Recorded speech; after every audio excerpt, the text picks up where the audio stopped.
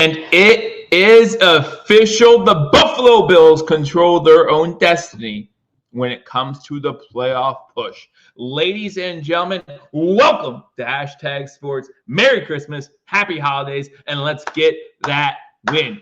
With the Pittsburgh Steelers beating the Cincinnati Bengals today, the Buffalo Bills now control their own destiny when it comes to the playoff picture. But are we looking for a little bit more than that? We're looking for a little bit more than that. The division is still up for grabs. The Miami Dolphins play 3 teams back to back to back with winning records. Well, how have they done so far this season against teams with winning records? Not so shabby. Not so shabby. So the Buffalo Bills definitely still have a chance. Guys, as you're coming in here, make sure you hit that thumbs up button. Half an hour away. And listen, I know it's on Peacock, and not everyone has Peacock. I didn't until about 5 hours ago. But I'm going to have you completely covered for this matchup. I'm going to give you play-by-play, my instant reactions, sometimes good, sometimes crazy. Sometimes I go a little overboard according to some people. I'm just saying these things happen. These things happen, but I'm looking forward to it. We're all hoping for a Buffalo Bills blowout victory, right? We know who the Chargers are. We know who the Bills are becoming with Joe Brady now as their offensive coordinator. But this is still the NFL. This is still the NFL where anything, and I mean anything, can happen. I talked earlier on Twitter about how, listen, this is the third time. The Chargers are the third time where a head coach has been fired in the middle of this season. The other 2 teams are 2-0 in their first week with their interim head coach. Sometimes new leadership, a new landscape can change everything. So if you're a Bills fan, more importantly, if you're a Bills player, you can't go into this thing and you're just going to walk all over this Chargers team, because this Chargers team is a different team than we've seen so far this season. Now, is that for the good or the bad? We don't know yet. But this Chargers team is different than they were 10 days ago. And let's not also forget, they played last Thursday, extra rest. Extra rest, again, not saying it's going to help them, but definitely isn't going to hurt them. Steelers did beat the Bengals 34-11. And again, like I said, John, thank you for tuning in from Facebook. If you want to hang out with us, join the conversation a little bit more, you definitely hop over on Hashtag Sports YouTube channel. That's where we're live, hanging out together. Again, 20 of you already in here. Appreciate it. Hit that thumbs up button. Listen, that's the best and easiest way to help out this channel. Hit that thumbs up button. We're not going to come on here trying to sell you anything, trying to say what you should or shouldn't bet on. Listen, I'm a bettor. We all know it. I love my bets. I might go over a parlay or 2 with you that I have for this game today before the game starts. I don't know. But I do want to tell you that I appreciate every single one of you. I'm not trying to sell you anything. I'm trying to give you good Buffalo Bills content. And that's what we're going to do here. And by the way, guys, got my ugly Christmas sweater, but I look kind of handsome in it. You know what I'm saying? I got the tie going on. I got my Santa Buffalo Bills hat. Ho, ho, ho. Merry Christmas. Happy holidays. I haven't had enough caffeine yet. Sipping on this eggnog. It's a good thing. I love the holidays. Love the fam joining me in the chat. Welcome, fam. Let's have some fun, and I'll see y'all tomorrow. John did confirm he'll probably be here tomorrow. So more fam, the more the merry. You know what I'm saying? Thing Atheist says, let's go. Let's get that W. First time I have seen you on Facebook. I tried something new, and I extended it to my old Facebook account, right, with Believers Talk. Obviously, if you guys don't know, I was fully part of Believers Talk, or I was Believers Talk. Moved over with these guys from Hashtag Sports. Love Paul Martin to death. They're family now. So I just want to extend that invitation out to anyone who knew me from Believers Talk, who hasn't quite made the leap yet. It's been too long since Bills fan 1970. Listen, I've been here the whole time. I'm missing you, man. Glad you're here for the holidays. Rick, good to see you. Glad you're here. Go Bills. Time to TCB. I don't even know what that means. Like, I'm old. Like, these analogies, these, LMFGs, I don't know, whatever they are, I don't even know. So with the loss, the Bengals now have a 40% chance of making the playoffs. With the win, the Steelers now have a 13% chance of making the playoffs. Remaining schedule for the Bengals, Chiefs, Browns. That's a little tough. And then the remaining schedule for the Steelers is Seahawks, Ravens. Again, a little tough there. So neither team looking that great going out of today's matchup as far as making the playoffs. But again, Buffalo Bills with the Bengals loss now control their whole destiny, their own destiny. That's what I was trying to say. You were supposed to be at this game. Why aren't you? It's a beautiful day from what I hear in sunny LA. It's probably still sunny there, right? It's 4:35, so it's probably still have some sun.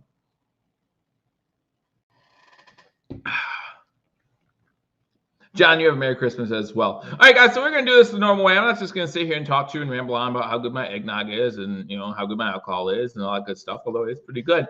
We are going to talk about the game day roster. Some new names on this roster. Some names that we saw before that we were just wondering, hey, when is this gentleman going to be on a game day roster? Well, here he is. Let's take a look at the game day roster presented by Buffalo Bills PR on Twitter. That's where I go. Awesome follow. He keeps you up to date on some of the new players. They keep you up to date on some of the new players that the Buffalo Bills sign. Every game day roster, they have you up to date. Rick comes in with the inactives. Yeah, we're going to go over that right now. Only 5 inactives. You see them there on the list. We'll go over which ones impact the Bills the most and what the Chargers might be able to do to compensate for that. But who knows? Who knows what's going to happen? So you look at the inactives first. And Micah Hyde's the big name. You see Ty Johnson there, but there's a reason why Ty Johnson's there, and we'll get into that in a second. AJ Epineza, again, Micah Hyde and AJ Epineza, this is the second straight week we see them as an inactive. Earlier in the week, Coach McDermott said it looked like they'd be able to avoid going on IR, or he wasn't sure if they're going on IR or not. We just really hope to have them back by the playoffs. If the Buffaloes make it, because let's be honest, we're still 8-6. They still got to take care of some business, right? Still got to take care of business. There's no guarantees, but definitely want to see the Buffalo Bills get healthy before the playoffs, as healthy as they can, right? And we did see Jaquan Jones in a helmet and pads earlier this week too. I'm not saying. Just saying, it would be excited to see him come back for the playoffs as well. So look at the Buffalo Bills inactives and Jermaine Ifedi, Alec Anderson. Listen, they're healthy scratches. They've been healthy scratches all season long. So here we go with the active roster as John Robert comes in and he spoils my fun for me by just telling you who it is. Like, you can't read it right there on the screen, just spoiling my fun. Kyle Allen and Josh Allen saying there as QBs 1 and 2. Of course, Josh Allen is the first. Kyle Allen is the second. We would love to see Kyle Allen play in the fourth quarter today because hopefully that means things are well in hand. Only reason why I want to see him play is because the game is for handing the ball off and handling it, right? Don't want to see any JA-17 injuries today or any day for that matter.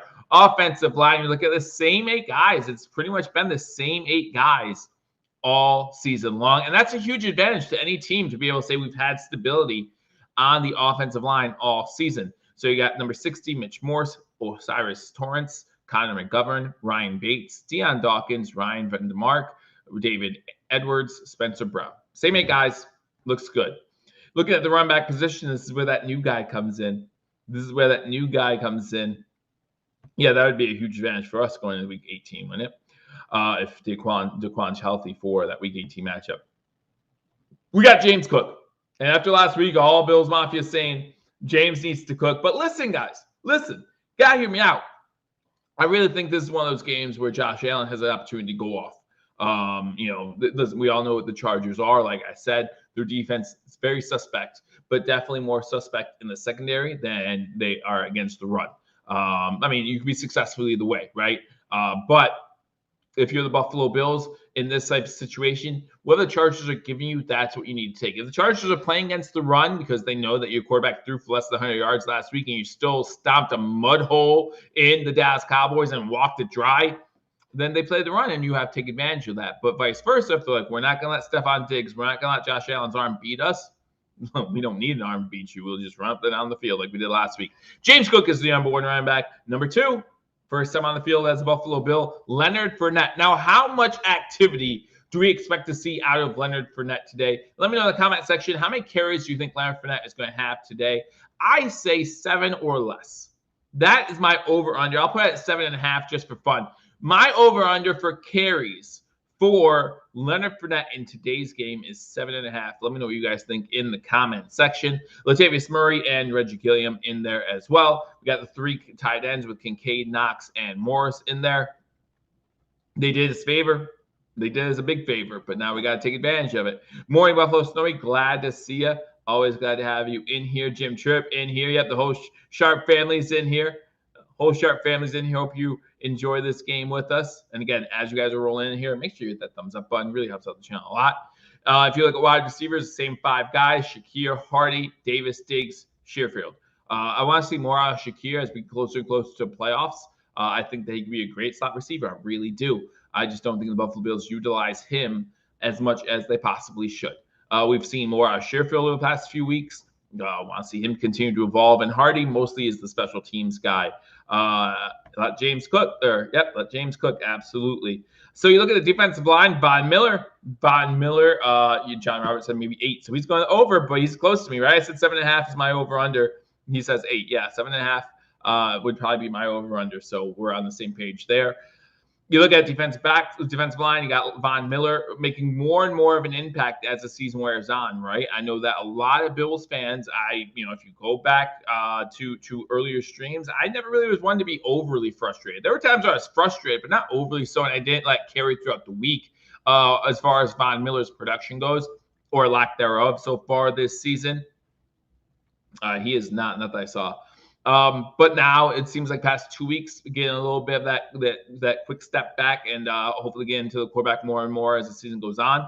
And again, hopefully into the playoffs. Greg Rousseau, Leonard Floyd having a huge season for the Buffalo Bills. Looking forward to that continuing. Kingsley Jonathan, Shaq Lawson, everyone's favorite defensive player except for mine, Ed Oliver, Linville Joseph, Puna Ford, and Tim Settle. Puna Ford has been in and out of the roster a couple times, so he's back. Hope to see him clog up that middle a little bit.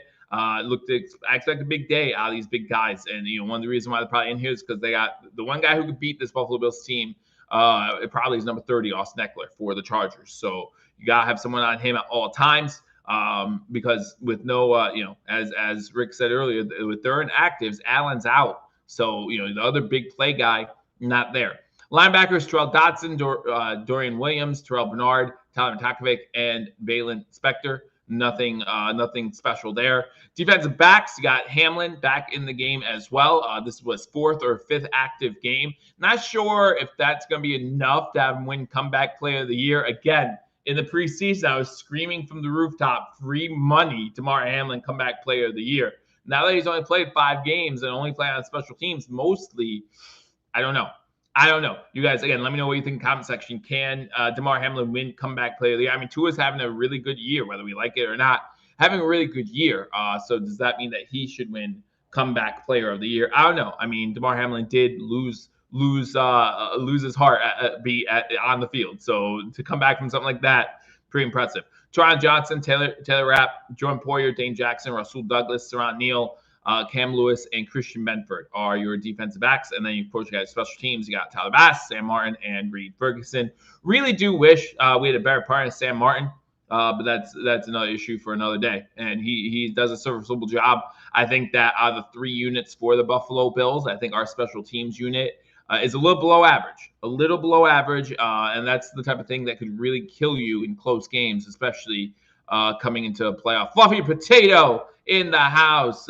Make sure you hit that thumbs up button. Really do appreciate you guys coming in here and hanging out with me for a little bit, for the whole game, whatever you want to do. I know some of you probably don't have Peacock, so I'm gonna give you the most information I can while the game's going on. So you guys feel like you're part of the game, even if you can't watch the game yourselves. So yeah, real quickly, I do want to give you the Chargers inactives as Rick put them in the chat a little bit earlier. Biggest one, obviously, on this list, Keenan Allen. Without Keenan Allen, you're taking away a good, especially since Mike Williams has been out the whole season, you're taking away a good portion of that offense, especially when you talk about a new quarterback. This is only his 2nd start for Easton Stick coming in. I think it was 2 weeks ago he came in. But yeah, what can you do? Herbert had surgery on his hand or something like that. So Easton Stick's in, but you lose your top weapon. Really tough. Dean Leonard, cornerback, got Donald Parham, tight end, JT Woods, and Max Duggan, quarterback. So those are your inactives for the Los Angeles Chargers, who, believe it or not, I'm probably still going to call them. I'm probably still going to call them the LA Chargers from time to time for some odd reason. I don't know why. Just something that I do sometimes. I've already, I'm getting older, and as I get older, I just forget things. Just forget things. I still remember the last year, and my sister, who I think might be in the chat right now, might remember this too. The last year, the Rams were in St. Louis. I actually went to St. Louis to visit with my sister, who lives out that way, and we were at parade. And they were throwing beads at the parade or whatever, like necklaces, and the necklaces were the St. Louis Rams necklaces. Maybe I wasn't visiting Amy. Maybe I was visiting. I forget. Anyway, and it was funny just because I was like, yeah, because they don't have that team there anymore. So of course they're going to throw it. Our punt coverage is not great. No, it's not.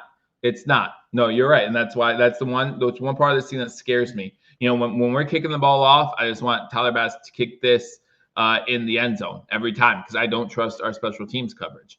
But yeah, so you remember. So yeah, it's like they were just throwing beads and throwing necklaces, and the necklaces they were throwing were St. Louis Rams necklaces with the blue and like what was it, like a gray or whatever color it was, like a gold. I forget. But anyway, because they didn't have a team anymore. Like that was last year, so they just threw them away. And I was like, oh, well, these could be collectible. I threw them away, but they could be collectible. Yes, the replay is on NFL Network at midnight. I'm looking forward to that as well. I might be watching that. Heck, if you guys tell me go live for that, I'll go live for that. I don't care. What else am I going to do? It's Christmas Eve. The kids aren't going to sleep, so why should I sleep? Yes, long, long time ago, St. Louis Cardinals. Actually, I'd have to do some more research.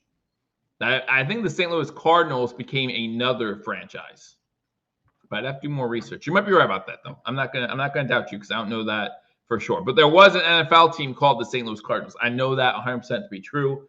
Yeah, I don't have the time to do that just now. Just so everyone is aware, Peacock always has Black Friday special. Don't give it away, Amy. Don't give it away. Don't tell them. Tell them you should be commenting in the comment section. The only way to get coverage of the Buffalo Bills game is right here on #Sports. And guys, if you haven't already subscribed to #Sports, be sure to do so. Know that Mario and Paul will be giving you live post game after this game, probably while they're replaying it on NFL Network. Also, we want to thank Mr. Rogers Homes, who sponsors #Sports. Guys, Mr. Rogers Homes sells real estate out in Arizona. Top 1% realtor out in Arizona, does a great job. So if you're looking for a vacation home, listen, I know like right now in Buffalo or in Pennsylvania, it's 50 degrees during the day. Like it's not too bad for December, but it's probably a lot nicer out in Phoenix. You know what I'm saying? And if you're living up Buffalo, those winters are coming. You want that vacation home. You want some place to go. Mr. Rogers Home's place to be. So link in the description as well if you want to check it out. But again, we appreciate him and his sponsoring of #Sports. Guys, in the comment section, you don't believe how quickly memory crumbles once you pass 60. Oh, man, I look forward to it, though. There's part of me that really looks forward to it, right? Grandkids? Are you kidding me? How much fun am I going to be with grandkids if I make it that long? Oh, man. My grandkids are going to be watching old YouTube videos of their grandpa going nuts. And they're like, Grandpa, this is you? And I'm like, shh, I don't talk anymore. Like, I don't have a voice anymore. Leave me alone. Get off my lawn. But guys, yes, in the comment section right over here, let me know your score prediction. I'm going to give you my score prediction right before kickoff.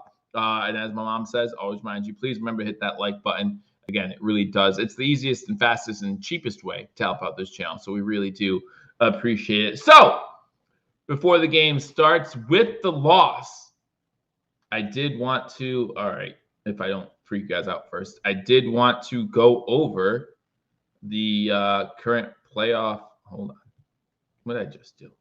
But I just broke everything, guys. I apologize. I just broke everything. Like, everything.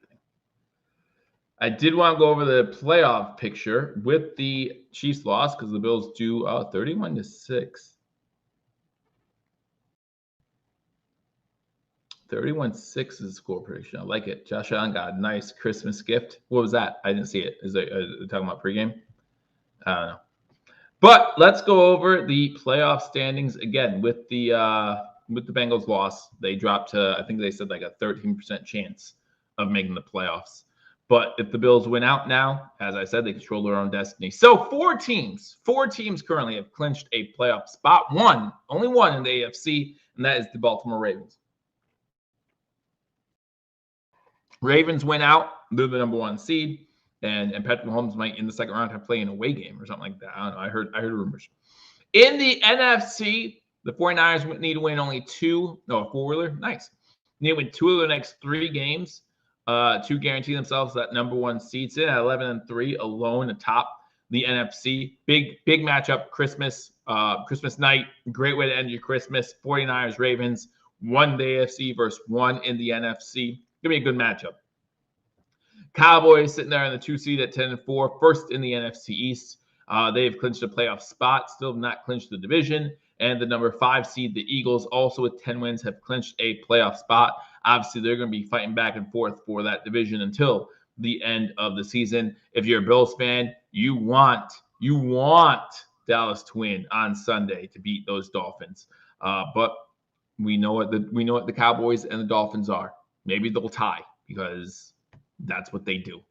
And unfortunately, a tie would not help the Bills as much.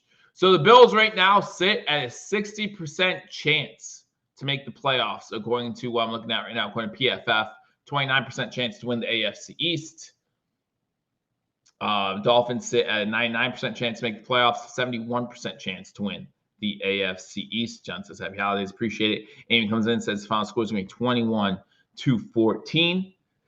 So looking at the playoff picture, you do have the Dolphins as a 2 seed right now, sitting at 10-4. Lions also 10-4 in the NFC, sitting at 3 seed. Kansas City 9-5. You got Jacksonville 8-6, currently leading the AFC South. Not sure if they're going to win it though. The Texans right there, not far behind, sitting at 8-6 as well, losing tiebreakers only. The Browns are 9-5, Colts 8-6, Texans 8-6, and you see the Bills have moved up, sitting at 8-6, currently the 8th seed. The 9 seed, the Steelers, and the 10 seed, the Bengals. So with a win today, at least for 12 hours, the Buffalo Bills will be in the playoffs. And then obviously we'll wait to see what happens tomorrow as far as if they stay there or not. But again, what you want to see out of the Buffalo Bills right now, the Bills control their own destiny. The Buffalo Bills win out. Just win everything. Win the whole flipping thing. And the Bills win out. And then they are guaranteed a playoff spot at this point. Obviously, we want to see the Dallas Cowboys lose one of the next 2 games against either the Cowboys on Sunday or the Ravens next week. And then that last Week 18 matchup will be primetime and will be for the AFC East. And I'll have you covered right here on #sports. So you see the NFC picture real quick. Lions, Buccaneers, Rams, Vikings. And then if you look at who's still alive in the chase, you got the Seahawks. Saints, Falcons are mostly alive just because of the crap that is the NFC South. And they have a chance to still win their division. But other than that, I don't think they have much of a chance at a playoff spot. Packers at 6-8. Again, same story for them. Not sure how much I like their chances. Really, the way the NFL works today, and I like this a lot, the way the NFL works today, you're looking at 11-6 is probably the worst you could do to guarantee yourself a playoff spot. But this is new. I didn't see this last week. If you look at NFL.com, if you look at the bottom, I wish I could highlight it for you. I kind of can there. You see my cursor. It shows you their playoff chances, with a win, with a loss, and currently according to NFL.com. So right now, the Buffalo Bills sit at a 68% chance to make the playoffs. If they lose this game today, talking about 31% chance to make the playoffs. If they win, 75% chance to make up. So you see that if they win, it doesn't go up too much because everything's been done right now as far as what needs to be done for the Buffalo Bills to control their own destiny.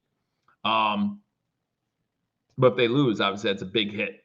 They take a big hit to their playoff chances. Need to win today. Roseanne comes in and says, "Let's go Buffalo. Let's go. Let's go." Really excited to have you all with me. Just run the ball. Again, Callie, I just want to say, Mom comes in and says 31-14. If they're giving you the run, absolutely. But if they're guarding against the run, if they're keeping Nate in the box, you got to be willing to take your chances downfield too.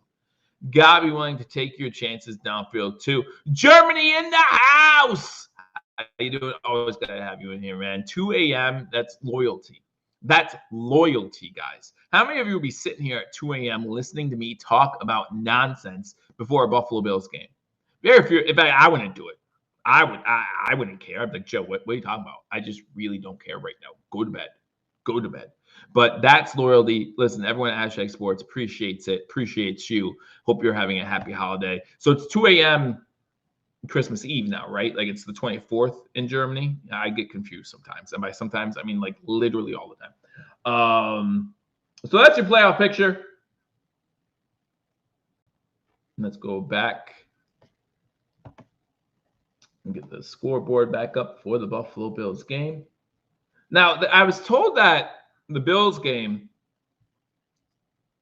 hey, I appreciate you being here. And again, I know people can't get Peacock. Like I said, as of 6 hours ago, I didn't have Peacock. Didn't have it. I have it. Like if I could have a 1-day subscription, it would be a 1-day subscription. It's $5.99 for the month. I'm canceling it tonight, and then they're going to give me the rest of the month for free, which is whatever, fine, for no reason. In fact, YouTube TV, I'm canceling my subscription or I should say suspending, or whatever you want to call it, my subscription as soon as the season's over. Guys, I don't watch anything else other than football. Like I dabble in other sports. I used to watch other sports a lot until I had kids. Then, well, kids. But now it's football. Like if you want to talk to me about football, I will talk someone's ear off all day long. I officiate high school football. I don't want to like brag, but I know my stuff. But when it comes to any other topic in the world, other than my kids, my family, all that, but when it comes to any other topic, nothing. There's nothing up here. There's nothing going on. I mean, the lights aren't even on. You know what I'm saying? Like they're not even on. So, Mafia, man in the kitchen, good to see you, buddy. What's up, man? Always glad to have you. What's my favorite holiday movie? Are you talking Christmas movie or are you talking holiday movie? I mean, that's different, right, John? That's different. And that's a good question for the chat, too. Good question for the chat. What is your favorite? I'm going to start this off easily, right? Because we're in the spirit. We're feeling a little festive. Got the eggnog, like I said. What's your favorite? Why does that collar keep coming out, man? What's your favorite Christmas movie? And Die Hard is not a Christmas movie, period. It's not even a debate in my head. Like, it's not. Like, you can argue whatever you want. No, that's not lights, Mom. That's smoke. That's smoke. And maybe you see like a reflection from a light behind me or something, but that's smoke, reflection, the sun coming off Venus. It's weird. It's just really weird. Venus is still a planet, right? One of the planets got vetoed. I don't know. Amy says it's A Wonderful Life, a good one. The original Ebenezer Scrooge, I believe that is. For me, like I am very much a fan of like the animation, not the new age animation, like the Swordbender thing or whatever, like not that kind of stuff, but like we're talking about like Mickey Mouse, Ebenezer Scrooge, The Christmas Story, like that's awesome to me. Muppet Babies, I think did one or something like that, like stuff like that. It's amazing, right? Like it's awesome. So, but when you talk about my favorite Christmas movie, I haven't seen all of them. I'm not going to sit here and say I've seen all of them. I haven't sat and watched Polar Express to say I've watched Polar Express. Like I've seen it with my kids, but I mean, if you have kids, you know what it's like you saw it, but did you see it? I didn't watch Polar Express just to like watch it myself. Get Home Alone, Scrooged is a good one. Ernest Saves Christmas. I haven't seen that one. Oh, Christmas Vacation, hands down. Now that someone Christmas, yes, Rebel. For me, it's Christmas Vacation is hilarious. It's hilarious. It's so funny. To me, it's the best vacation movie. It's yes, Christmas Vacation is right up there as probably my favorite. It's hilarious the whole way through. Any movie that I can laugh 30 years later at, like, and just still, like, I've seen Christmas Vacation how many times? Dozens and dozens of times. But if it was on after the Bills game, I'm staying up late and watching Christmas Vacation and laughing my ass off. I'm laughing my ass off. Because it's just that funny. And for like the sentimental fan in me, like if you want to get that, Almost Christmas with Danny Glover. That's a good one. I like that one, and that has some comedy in it and some like it's a good all around Christmas movie in my opinion. I like that one. I think that's one that a lot of people wouldn't have on their list. But that I like that one. Four Christmases. I think that one's kind of cute at times. Some of it's disturbing, but some of it's funny. Elf is fine. I'm not like it's funny. I see everyone's favorite Christmas movies, and most people have the Elf up there. I'm not there. Like for kids who don't get to really watch Will Ferrell like we did growing up because of the type of movies he normally does. Like it's good for them. I'm glad they get to see Will Ferrell, and it's funny and it's wholesome and all that good jazz. But it's fine. I would rather watch Miracle on 34th Street or It's a Wonderful Life than I would watch that one. But it's fine. It's fine. So the Grinch. Now there are definitely different Grinch movies. So which one's your favorite? You got the original, which is my favorite only because it's like 43 minutes long, so I love it. You got the Jim Carrey version, and then you got the newest animated version as well. So let me update. You guys keep me up to date on your favorite Christmas songs, favorite Christmas movies. But right now we're talking about the Buffalo Bills. And I want to give you my score prediction, 8-1 here on the East Coast. My TV is probably going to be a little bit behind. I'm probably going to be a little bit behind most of you guys. But we're getting ready for kickoff. And so I want to give you my score prediction. Listen, obviously, if you're a Buffalo Bills fan, you want this game to go easy street. But I just don't think it's going to be that way. I just don't think it's going to be that way. I think going into the fourth quarter, this is going to be a one-possession game. And people out there are going to be freaking out. I'm going to be freaking out. I'm like, what's going on? But and to be honest with you, I'm not 100% sure what's going to happen past the fourth quarter or past going into the fourth quarter, I should say. But I hope, as a Bills fan, that the Bills pulled away, right? So we're talking a tight game, 17-13 maybe going into the fourth quarter. Then the Bills, get a quick score. So, yeah, maybe 27. I'll see them score a field goal after that. 27-13. That's going to be my score prediction. 27-13.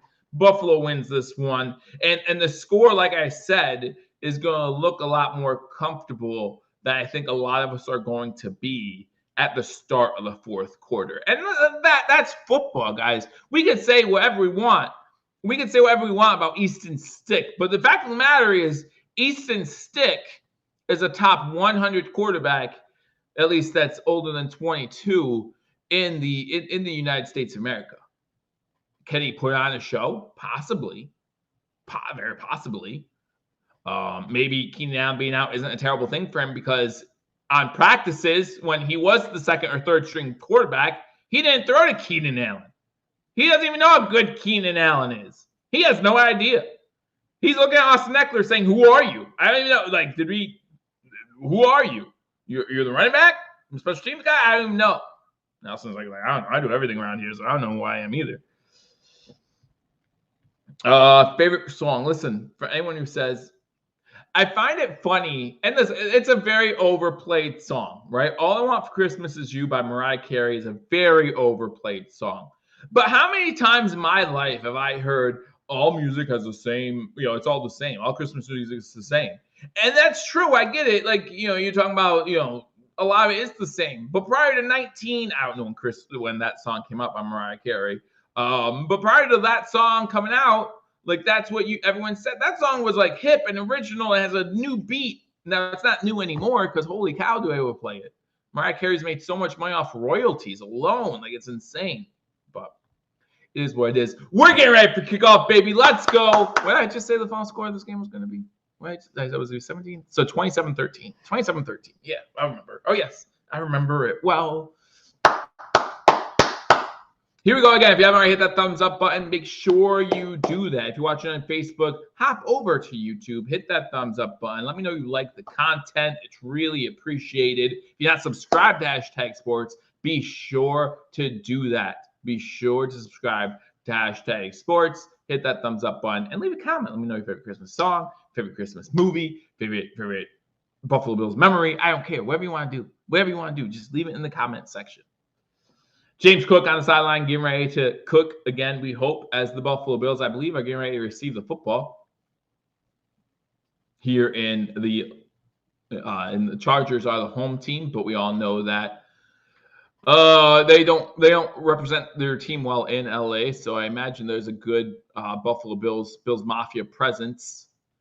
Hello from the Philippines. Hey Christopher, always good to have you here. And the Bills will receive the kickoff as Dicker the kicker gets ready to kick the ball. Leonard Fournette is back to return the kick. See, in this situation, if I'm Dicker the kicker, I want to see what he does in return. I really do. But they don't. They kick it into the end zone. It will be a touchback.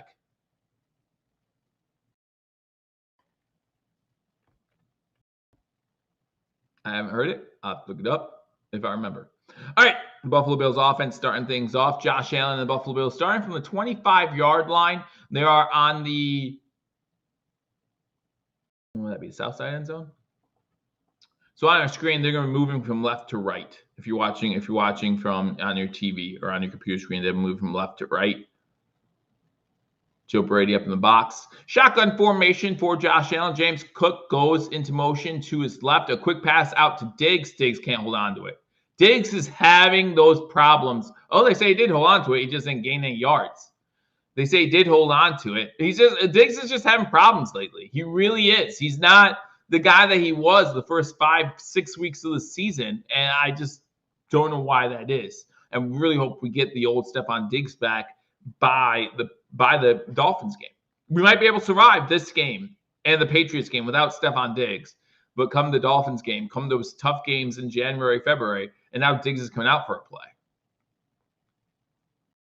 Yeah, I just don't even know if he caught that ball. He got hit in the head, and his head came back a little bit, and he holds his head. So hopefully just a quick concussion protocol. Hopefully just a quick concussion protocol. Second down, shotgun formation. Cook to the right of Allen. Quick pass. This one's out to Shakir. He gets to 30, gets a first down, gets to the 39-yard line before he's pushed out of bounds by number 26 of the Chargers. So a good second down completion to Shakir. And it's a first down. You have to run James Cook here soon. Now, is Asante Samuel pushing him out of bounds? Asante Samuel Jr., just to be specific. Shotgun formation again. Cook to the left of Allen. Two wide receivers on the screen, one to the top. This one is a pitch to Cook. Cook finds about 3 yards before he's tackled by number 95 of the Chargers. So that's about a 3-yard gain. Remember, about 2nd and 7. Nick Williams on the tackle. We have a 2nd and 7 for the Buffalo Bills. 13:45 to go in the first quarter. Diggs is back in, so that's huge. That's good. Well, you can watch it right here. I don't know where you can stream it for free. No. You can try to watch the reflection behind me. Come on. The shoulder. There you go. Allen our center for the first time today from the 41. Fakes it to Cook. Throws it long. Is that complete? That's incomplete. That's incomplete. Intended for Diggs. Diggs was unable to corral it. He had to go down. It was a low throw. And so 13:24 to go. The Bills face a 3rd and about 7. Yeah, that was short hopped. Maybe Diggs could try to get his hands underneath it a little bit better, but just unable to corral it. 13:24 to go in the first quarter. Bills face a 3rd and 8. Again, Bills got the ball first. They got first down with Shakir and about a 16-yard completion.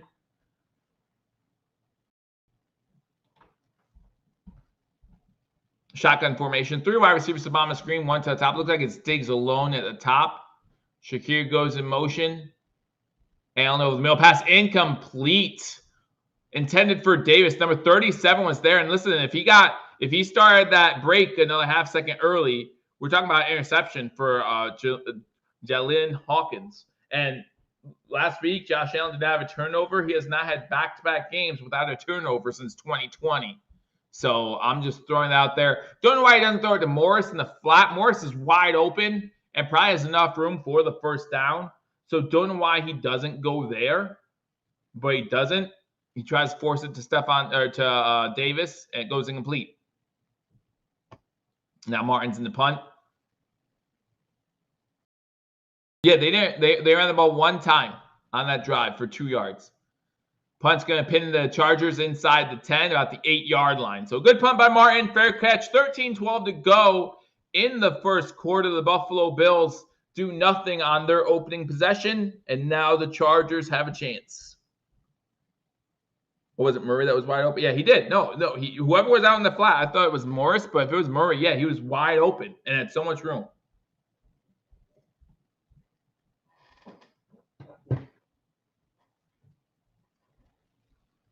Oh, man.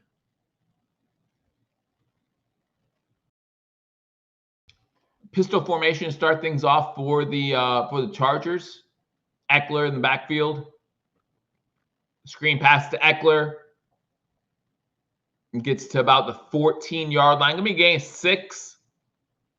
Wrap in on the tackle. So Easton Stick completes his first pass. Easton Stick, I'm sorry. Easton Stick was 23 of 32 last week, 3 touchdowns. So he can sling the ball. He also had 3 turnovers, but he can sling the ball. So obviously the Buffalo Bills, you want to get some of those turnovers. Back up, Bills. There you go. Single back set. They're going to pitch it to Eckler. Eckler tries to get away. He does. Gets to 20. Barely tripped up. If he wasn't tripped up there, it could have been very dangerous. Like I said in the pregame, Eckler's the one guy who can beat us and make it a long night. Rapp is the one who tripped up Eckler. But, man, Bernard misses a tackle there, and it could have been very dangerous. Bernard needs to wrap up there and make that tackle. But I know Eckler's a tough tackle, but pistol formation once again. You're going to run the ball with Eckler again this time. Stop for maybe a yard. Rousseau on the tackle. Hits him in the backfield. Eckler falls forward, gets maybe a yard. So it's going to be 2nd and 9. 2nd and 9.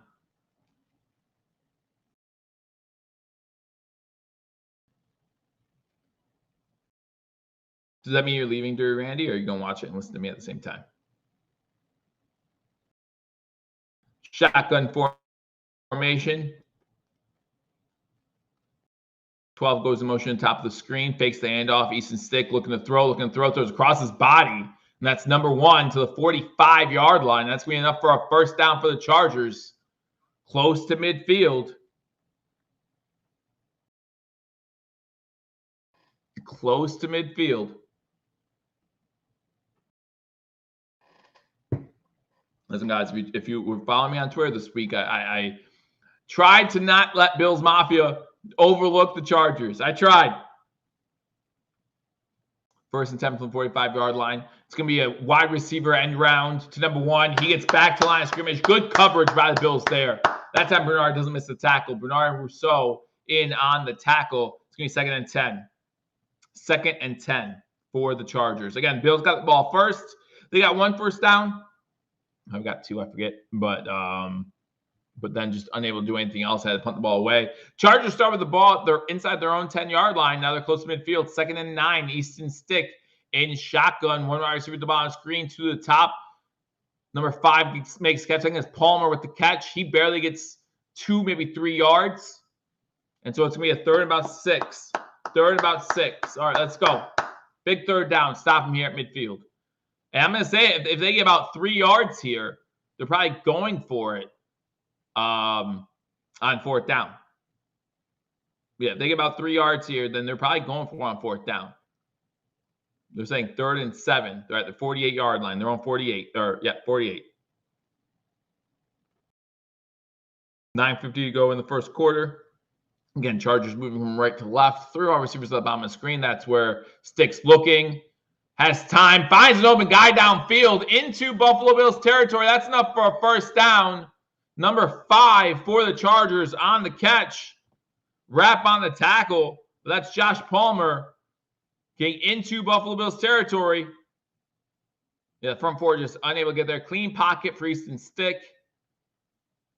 And it doesn't matter if it's Easton Stick, Josh Allen, or any other quarterback in the NFL. You give them time in the pocket, they're going to pick you apart. Now he's under center. Eckler in the backfield, lone set back.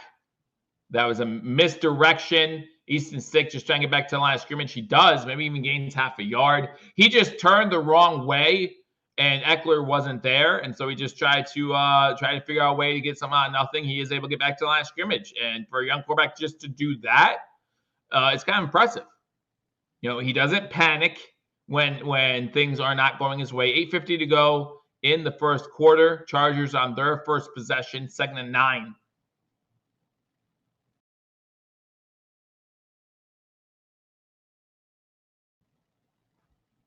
D-Up says 24-17. He's sick all day to throw again. Throwing it downfield. Has a man. Incomplete. But he had him. He had him. That ball is placed where it needs to be, and that's a touchdown. Quentin Johnston, the intended receiver. But he had him. Who's on the coverage there? Who's on the coverage for the Buffalo Bills? That's Rasul Douglas on the coverage. Just had him by a step. Had him by a step. 70 of you in here. Make sure you hit that thumbs up button. Appreciate every single one of you watching. Shotgun formation. 4 wide. Palmer going to motion to the bottom of the screen. So now I got 3 at the bottom of the screen, 1 to the top. Again, Chargers move from right to left. Eckler to the right of stick. Bill still not getting any pressure. Right over the middle. Tight end. Gets it inside the 10. That's number 84 for the Chargers. And all of a sudden, the Chargers, they're thinking about it. They're thinking about it. They're like, whoa. Stone Smart with 2 T's on the reception. Johnson just lets him go. I don't know if he thought there was someone back there in zone, but it's 1st and goal Chargers. 1st and goal Chargers. 10-play, 83-yard drive already. Eckler goes in motion. He's now to the right of Stick. Stick's going to take off with it. Missed the tackle. Stick gets to the 6. You can't miss a tackle on the quarterback. Come on. 2nd goal from the 6. Who's diving at the legs and just missing? Who is that? Happy holidays, everyone. If you're out there, make sure you hit that thumbs up button. Appreciate you. Bills win or lose this game. It's not my fault, I promise. In fact, the Bills are 2-0 this year when I wear this hat. Just throwing that out there. Just throwing that out there. 2nd goal, Eckler in the backfield, lone set back. He gets the carry on a stretch play, and he gets inside the 5 to about the 3. So it's going to be 3rd and goal from the 3. 3rd and goal from the 3. Excellent drive by the Chargers, though, starting inside their own 10. And now on the doorstep of getting the first score of this game. And, keeping Josh Allen and the Bills offense on the sideline. I'm talking about a 7-minute drive right now. 7-minute drive that's covered 90 yards.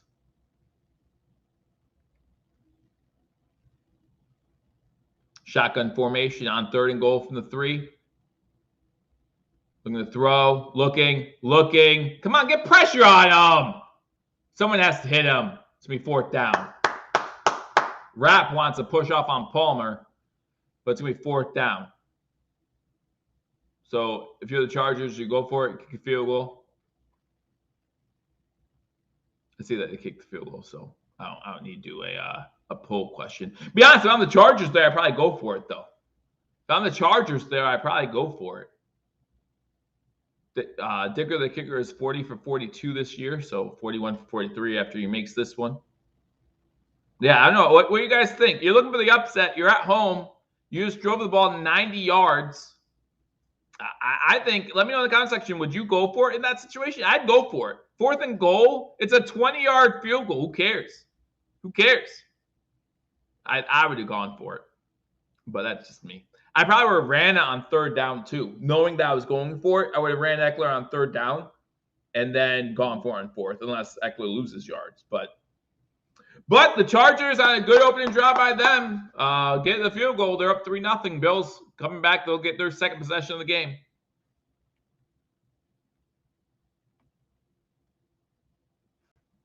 Maybe that's what it is. Maybe that's what it is. We only did have 1 run play on that last drive. The last drive was 6-7 plays.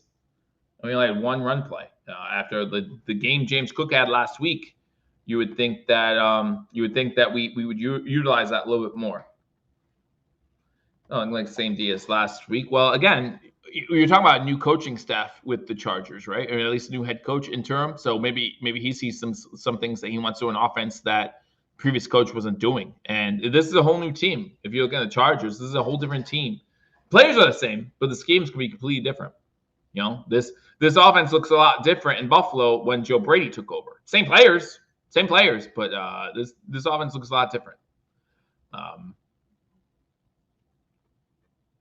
The first 2 drives will humble the Bills. Well, again, I was hoping that they'd be humbled before that. Like, they still need, like, they control their own destiny now, but they still need to win out to make the playoffs. If they lose this game, what they say, 30% chance of making the playoffs? So, you know, you lose this game, your chances aren't dead. But at the same time, you lose this game, it definitely puts you back a little bit. Definitely puts you back. And then it makes the next 2 games must-win games. You know, we say, you know, in order to win the division, the Bills have 3 must-win games on their schedule right now. 3 must-win games. If you want a chance in the division. You know, the Dolphins, because it doesn't matter for the Dolphins. If you're a Bills fan, it doesn't matter if the Dolphins lose one of the next 2 games or both of the next 2 games. You just want them to lose one of those games. If the Dolphins lose both of those games, that Week 18 game is still for the division. That Week 18 game is still for the division. So, well, there's only 2 passes to Diggs, right? 2, I think. Well, on those wide receiver screens, Scott, you want to give the wide receiver time to get past defenders. You don't want to throw a slow ball out there because then the corners would come up and intercept it and run back for a touchdown, which we saw last week in the Chargers-Raiders game, right? Like, that's what you don't want. So you want to get out there as fast as you can to your wide receiver, give him time to turn around, look at how the blocking is breaking, and figure things out. Maybe not 100 miles an hour, put it 98. You know, put it at 98. They kick the ball off. This one hits the turf, and it's going to be returned by Fournette. Gets to 25, gets to about the 29-yard line. Not bad. There's a flag down, though. Oh, no.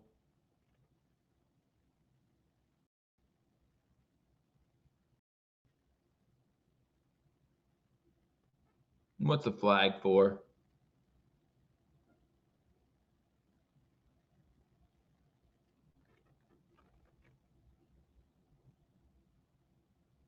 Holding on the return. Spectre on the hold. So that means it's going to be half distance to the goal from wherever the hold was. Not great field position.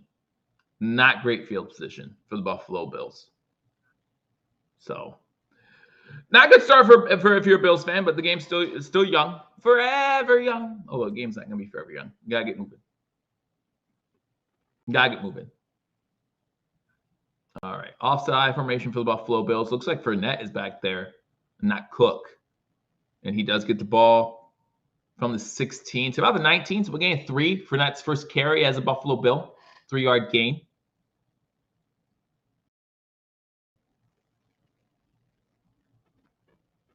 I'm sorry you're behind. And I'm sure I'm behind compared to what you guys are seeing on live TV. So I appreciate you guys hanging out with me. Again, make sure you hit that thumbs up button. Leave a comment. Let me know where you're watching from. It's always fun to hear that kind of stuff. And again, we talked in the pregame about your favorite Christmas movie or Christmas song. So make sure you put that in the comment section as well. Die Hard is still not a Christmas movie. Allen under center, 4 wide, fakes it to Fournette, throws it, and that's complete to the 36. That Davis with his first catch of the game. 5:35 to go. First down, Buffalo. Jose watching from Raleigh, North Carolina.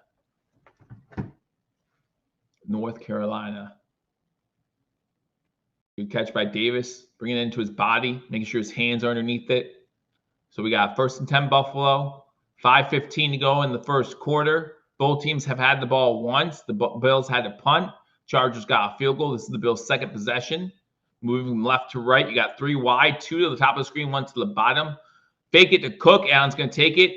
Allen gets to the 40, to about the 42 before he's tackled. Maybe gain a 5 on the play. Going to be 2nd and 5. Again, 5-yard. I'm going to take 5-yard gains. I like 5-yard gains. I like them. Gain 5 yards every play, we score. So I like 5-yard gains. So it's going to be 2nd and 5 for the Buffalo Bills. I keep forgetting that Khalil Mack's former UB player is on the Chargers now. Cook in the backfield. He gets the ball. Ooh, he's up in the backfield. Get back to the line. Oh, he doesn't even get back to the line of scrimmage. Maybe a loss of 1 on the play. So now it's going to be 3rd and 5.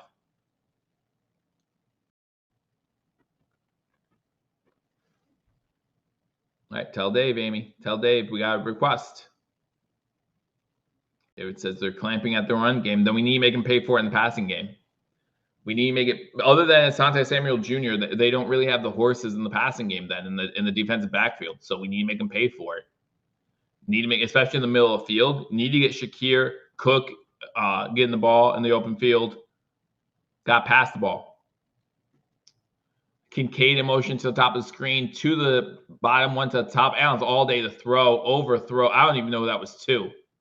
I don't even know that was 2. He either overthrew Davis or he underthrew whoever was running beyond Davis.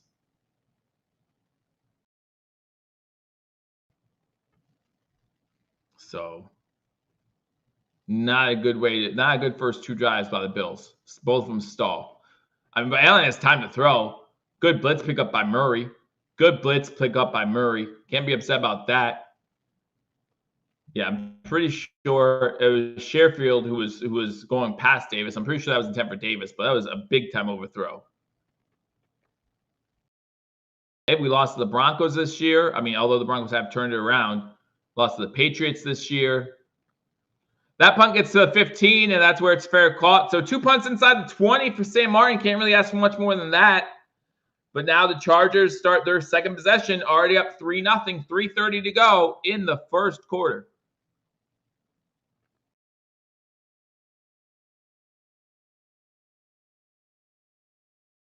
Here's the Steelers do us a favor.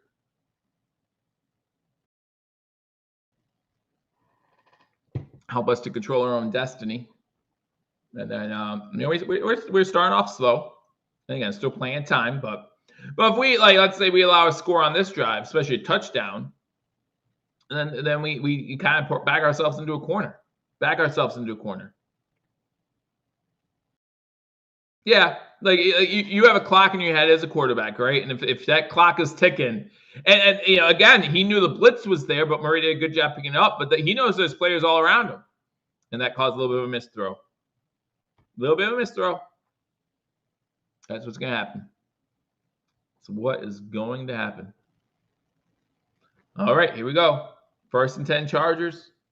Ball on their own 15-yard line.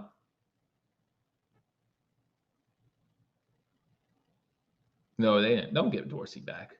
Don't do that nonsense. Don't do that nonsense. Don't put that hate on us.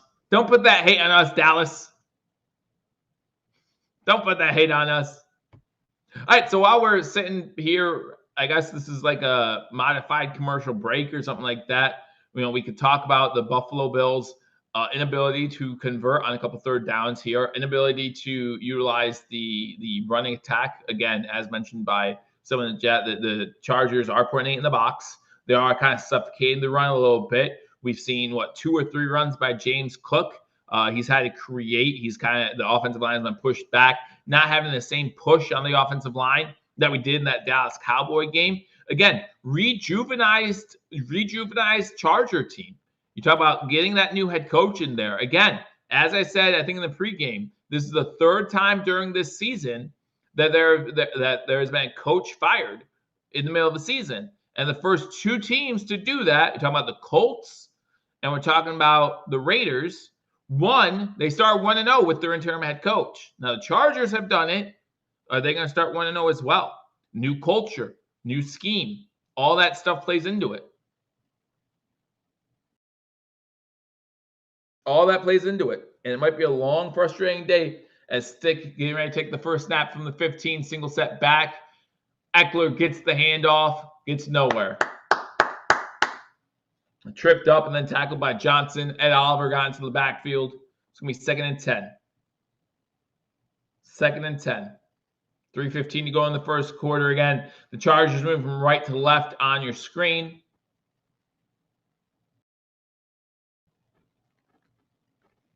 Maybe it's the time difference. Maybe. It's very possible. We always talk about, you know, West Coast coming to East Coast being a lot harder, but that doesn't mean going from East to West is easy. Shotgun formation, 2 wide receivers top of the screen. Stick looking to pass the ball. Pressure coming over the middle to number 7. There is a flag down. Looks like a flag in the backfield.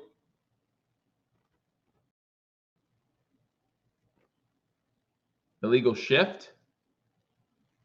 It's an illegal shift.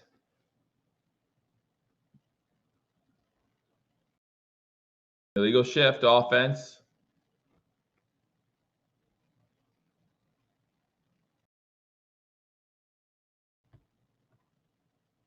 All right.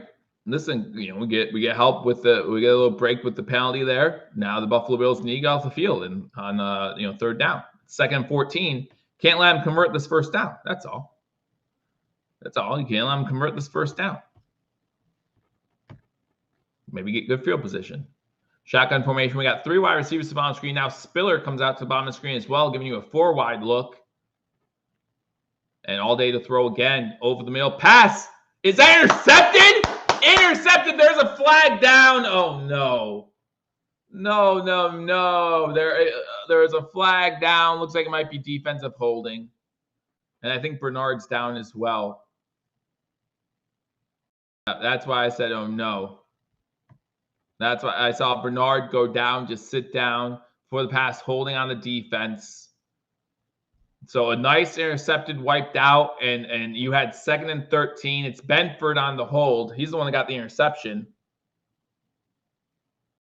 He's the one that got the interception.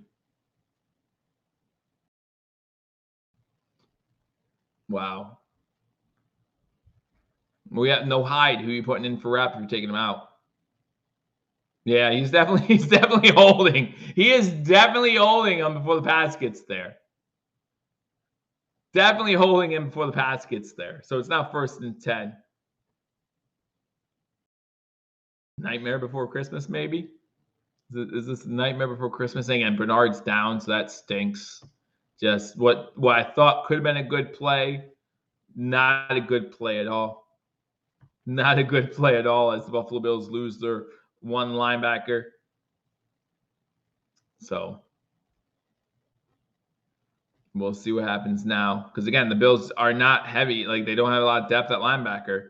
So if you're talking about Bernard being out, you're bringing in Dorian Williams. You're bringing, or maybe Dotson, right? Like, we're not deep at linebacker, unfortunately. And so we will see what happens. We will see what happens. Hopefully, when we get back from commercial, he's on his feet and he's doing all right, because the last thing I want to see is him down for a little bit.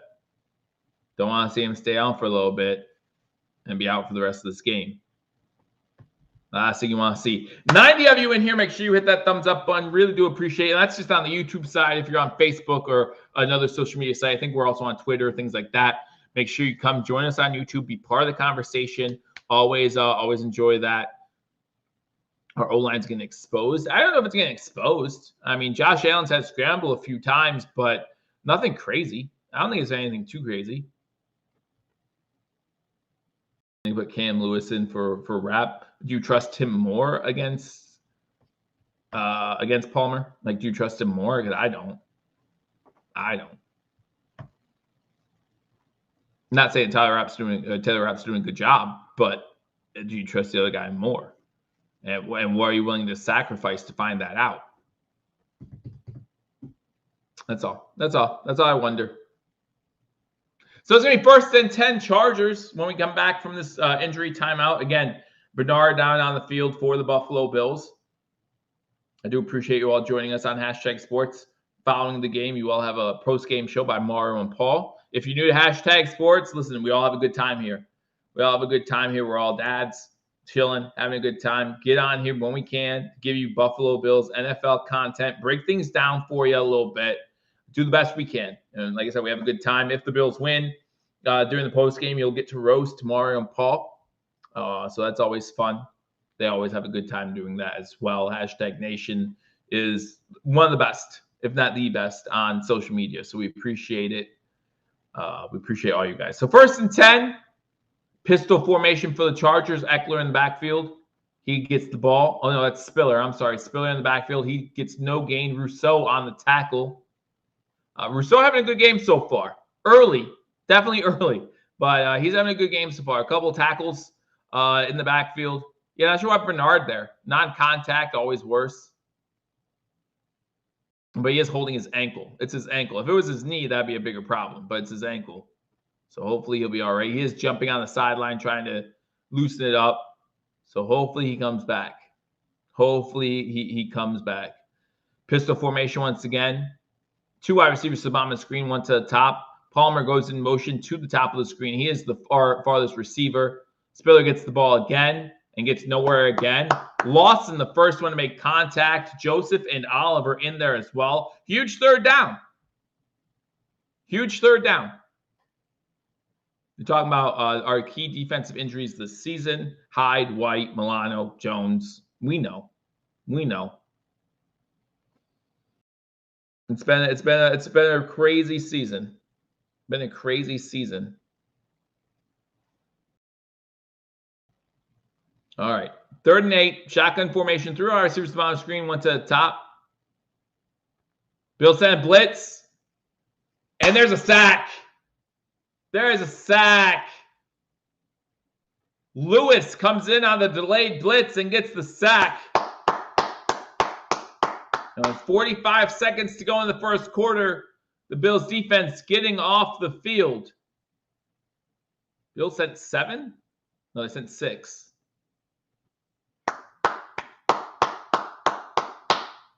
Make him feel, listen, young quarterback, only a few starts under his name. You got to make him feel jittery back there. Hardy back to return the punt. Has some room from the 31.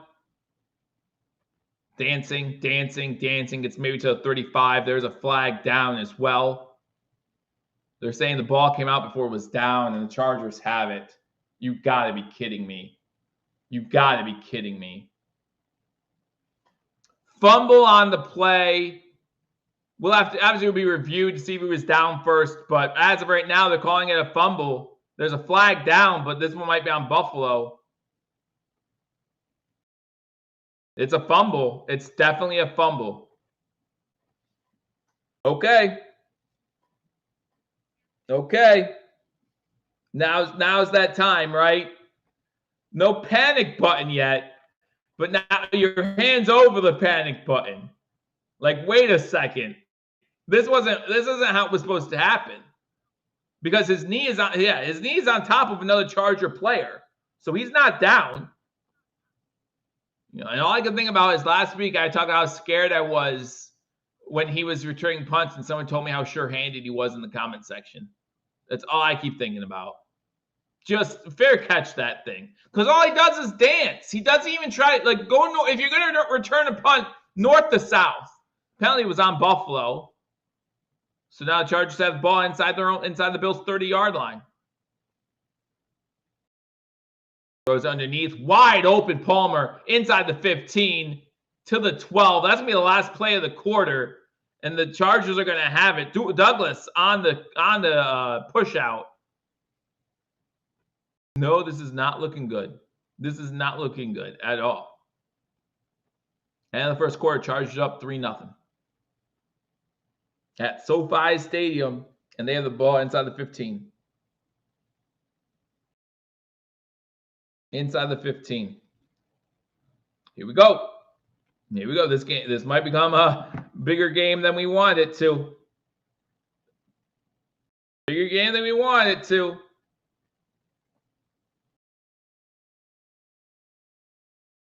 But when we get back, the Chargers will have the ball. Where am I at?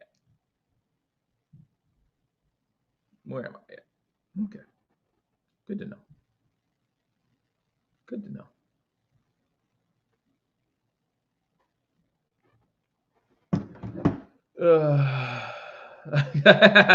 Wasting my money. They got me. Wasting my money. It's the Bills. It's what they do. Well, listen, guys, it's 3-0 in the first quarter. We're not going to sit here and say this game's over by any stretch of the imagination. We'll yell at James Hardy a little bit.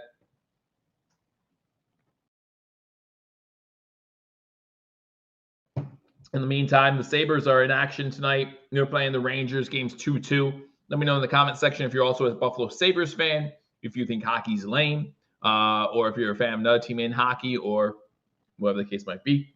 But right now they're playing the Rangers. It's a 2-2 game. Obviously, if you want to be disappointed in a Buffalo team, the Sabres are probably where you start. The Bills not far behind. Or is it the Bills where you start and the Sabres aren't far behind? I always get those two confused. I'm going to say the Sabres first because the Bills actually have made the playoffs past couple of years. The fact that in hockey, the fact that 16 teams make the playoffs and there's 32 teams total, 50% of teams make the playoffs, and you haven't made the playoffs in over a decade is kind of ridiculous. Kind of ridiculous. I'm clinging to some optimism. Well, there you go. There you go. Cling to it. That's fine. You're allowed to be optimistic. You're allowed to be optimistic. Again, today in the NFL, Pittsburgh beats the Bengals, which means the Buffalo Bills control their own destiny. And what are they doing with that? That's what they're doing with that. Yeah. Wild card weekend. And hey, you can't say that you wasted your money on Peacock because the second game of wild card weekend Saturday is going to be exclusively on Peacock as well. So you get to watch that game. Quick wide receiver screen. Good tackle there by Rousseau. Rousseau's having a good game. 2-yard gain on the play. Going to be 2nd and 8. 17 years. 17. But I'm saying that's why the Bills are no longer pistol formation. Fake the wide receiver screen. Looking has all day. All day. Lawson held. Call at the 1. How'd you not get that hold on Lawson? So it's going to be 1st and goal from the 1. How don't you get that hold on Lawson? Like, come on. It's right there. Lawson is going after stick, and he's clearly held. Sometimes there has to be, I often say as an official, right? There are 7 officials on NFL field, maybe 8, I forget. So you only have 16 eyeballs. I understand that. But you all have a place where Eckler goes in motion behind the quarterback, Ian Stick trying to take off. How is that not a hold? Our guy just got tackled. How is that not a hold? Stick runs into the end zone for that's 2 in a row where there is an easy holding call right in front of their face. In fact, that time, number 98 of Buffalo, Puna Ford, looked straight at the official, said, "Are you serious?" Because that's what it is. Are you serious? You missed that?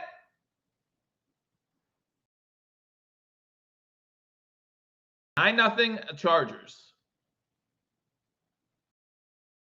9-0 Chargers.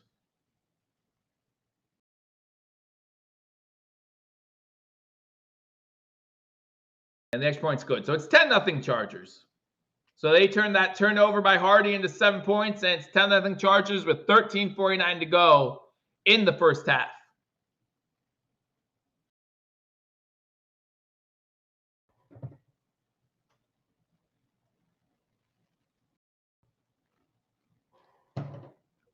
That's crazy.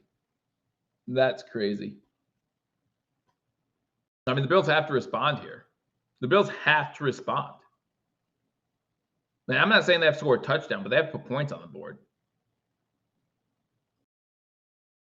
Wow.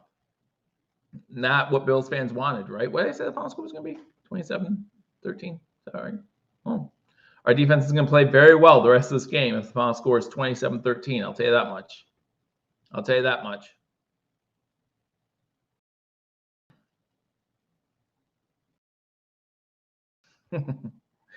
Hey, effort's on the players, man. To a degree, effort's on the players. I never want, if I'm a player, I know what just happened. Like, I know what happened earlier today. I know that the playoffs are in our own hands now. No, again, Joe, if statistically, they're saying we have a 30% chance. The Bills have a 30% chance to make the playoffs if they lose. But yeah, you have to think that a lot would have to happen, right, for that 30%. I mean, it's the NFL. Anything can happen. But here we are, week 15. I don't think this team should be fighting for the playoff lives. I think this is, I think this has been a very disappointing season up to this point. I don't even think that's a stretch of the imagination. Going into the season, the Bills were still one of these Super Bowl favorites. Josh Allen was the favorite to win MVP. And it's just been a disappointing season. And there's no other way to put it. Forward progress was not stopped. It wasn't. It just wasn't.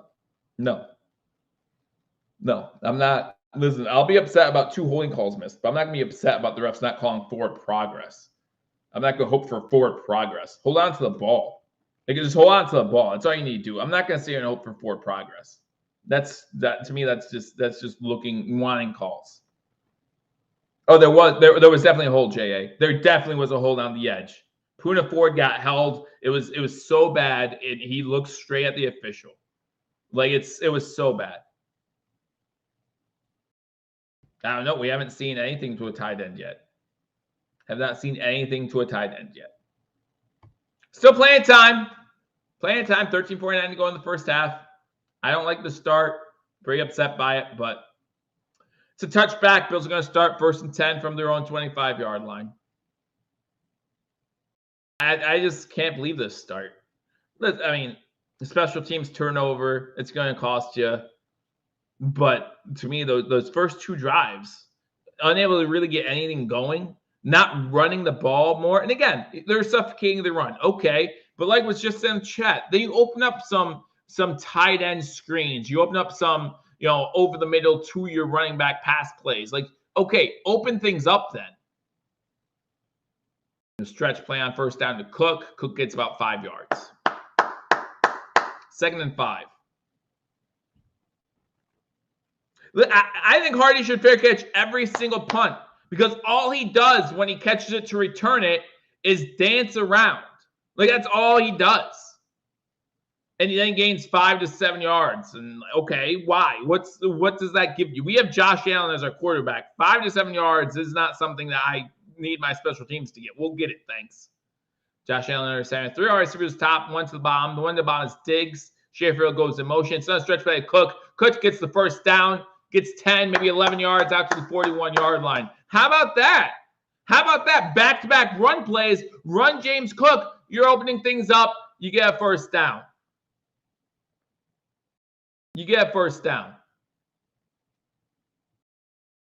Of course they did. You're talking about a Peacock-only game. Last thing they wanted for people who didn't purchase Peacock for this game is for them to look at 42-10 blowout and say, yeah, that's why I didn't get it. Shotgun formation, Cook gets the ball again. He's able to squeeze through for about 3 yards.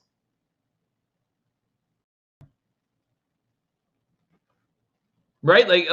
For all the people that didn't get Peacock because they thought Bills are going to win this game handily, all of a sudden they're looking at their phones or whatever have you saying, wait a second, what?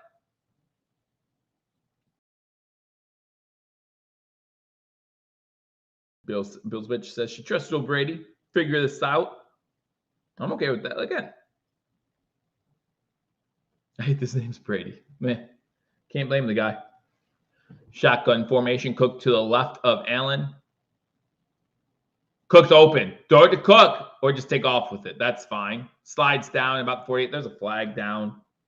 I didn't see where the flag was thrown, so I'm not sure if it's defensive holding or offensive holding.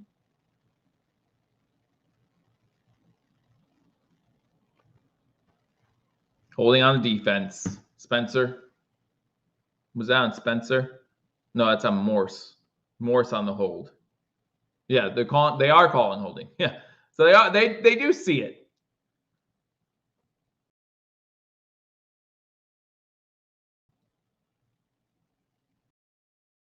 Okay. And it's a hold. It's definitely a hold. It's a hold and it's at the point of attack. And I don't disagree with it. I don't disagree with that call. But call it both ways. Call it both ways. That's all I'm saying. Like, it was a hole and it was at the point of attack. It's fine. It was a good call. If it's called both ways. Diggs the motion at the top of the screen. And look at the throw. Throws it to Kincaid. First catch by Kincaid today to make it 3rd and 10 after the hold. Ay, ay, ay.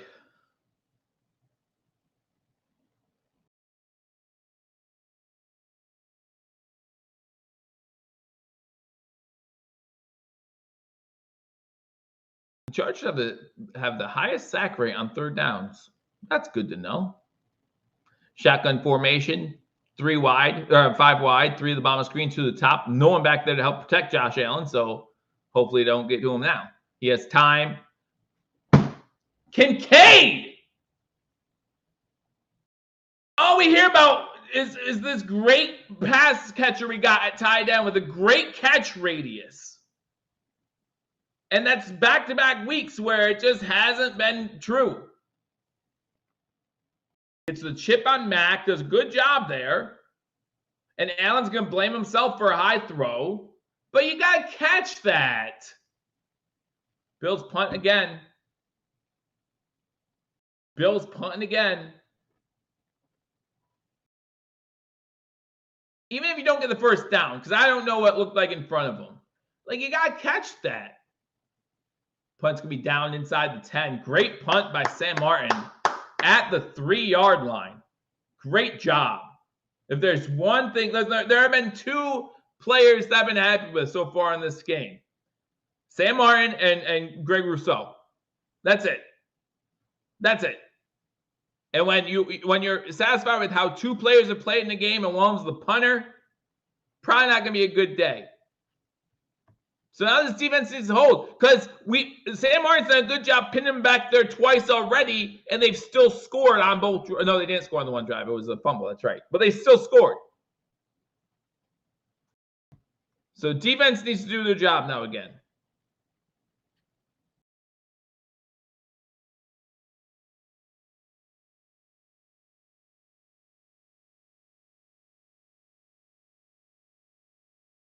Again. I mean, hopefully the Bills figure this out. You know, God, as Bill Switch said, you got to trust Joe Brady. You have a little optimism, right? Have a little optimism. Things get worked out. There's no reason to think that, this game's far from over. Although I see ESPN switch the win likelihood over to the Chargers side at 56%. I would love a turnover right now, Jose. I would love a turnover right now. That'd be great. But during commercial breaks, we can talk about some of the games tomorrow, which games impact the Bills the most. But none of them impact the Bills. Actually, be honest with you, the more of these games impact the Bills if we lose this one, because we'll need more stuff to happen, right? Because right now the Bills control their own destiny when it comes to playoffs. It means we win out. We don't have to worry about much. And listen, if the Bills win the next 3 games, is there any team in the AFC playoff picture that the Bills should fear? I don't think so. As fans, is there a team in the AFC playoff picture that you don't think, hey, we can beat that team? I don't think so. But that's if we come back from 10-point deficit on the road today, and if we win 2 more games, one against the Patriots next week, and then one against the Dolphins. Can that happen? But tomorrow, and listen, it's a great weekend of games, especially that last game. I'm really excited about that last game of the weekend on Christmas Day. Really excited about it. But tomorrow you got some good ones as well. You got the Seahawks-Titans game at 1. Back from commercial. I'll get into this a little bit more when we get back the next commercial. Blackman says there'll be a 1 and done if they make the playoffs. Think so? I don't know. Again, I don't fear any team, especially if we win the division. Like, do you fear Cleveland? Pistol formation again. Eckler about 3 yards in his own end zone.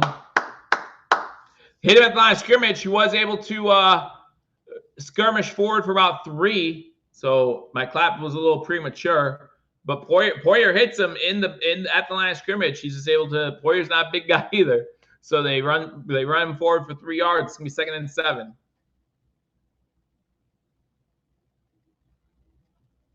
2nd and 7. Shotgun formation. 3 to the top of the screen, 2 to the bottom. The 4-man rush. Oliver getting in there, tries to, at least incomplete. So it's going to be 3rd down, 3rd and 6. Get the stop. Just get the stop. Pass was intended for Everett, their tight end.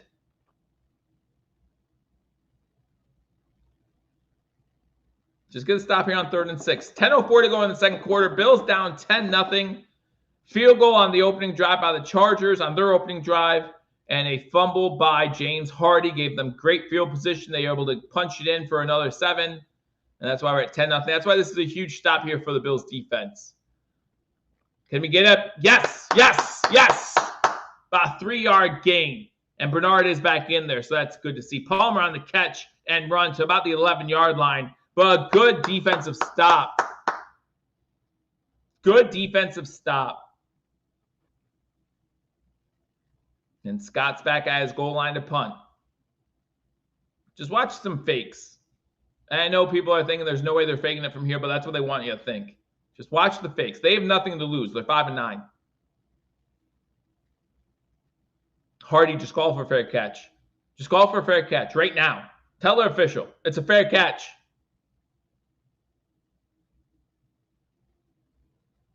It's not going to be fair caught from the 40.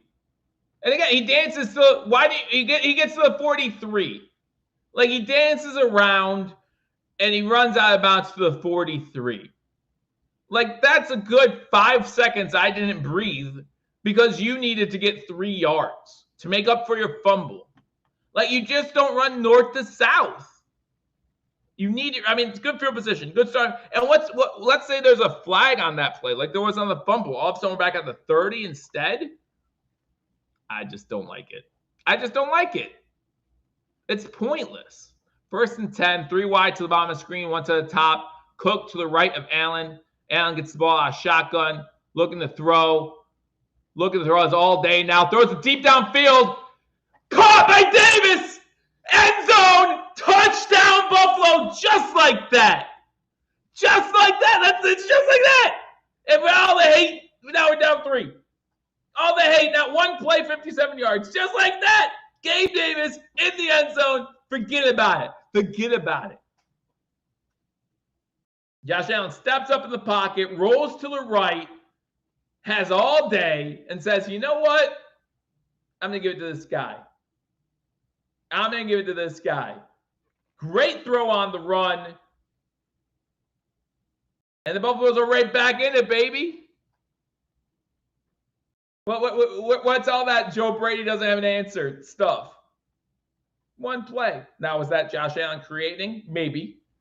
But the extra point's up. Extra point is good. 9:02 to go in the first half, 10-7. But the play design was Joe Brady. Telling Gabe Davis, hey, just run. Run straight. That's Joe Brady. That's Joe Brady. And I don't know why Murray Jr. for the Chargers isn't trying to make that tackle.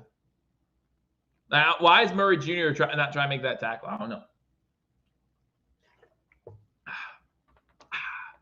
My eggnog. Someone want to come down to my basement and refill my eggnog for me? I hear eggnog's bad for you. Is that true? I don't know. You know it's not bad for you? Alcohol. That's not bad for you. That's never done bad for anybody. Please drink responsibly. Commercial break. Bills now down 10-7. Poor news is for that defense, though, right? Like that defense for the Buffalo Bills not getting a lot of time to rest. Not getting a lot of time to rest.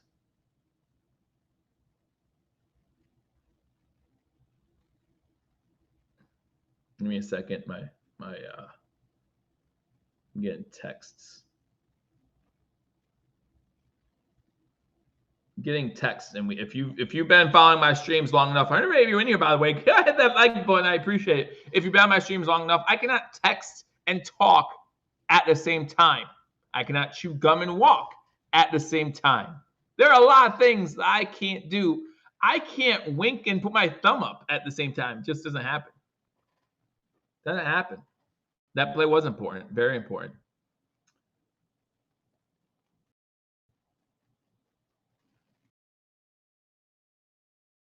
All right. So I did want to talk a little bit about tomorrow's schedule. Again, games that may impact the Buffalo Bills. They have backups against the board. Now they still have Eckler, man. Eckler's a beast. Don't ever underestimate Eckler. Don't ever. He is a beast. What did Thomas say? Anyway.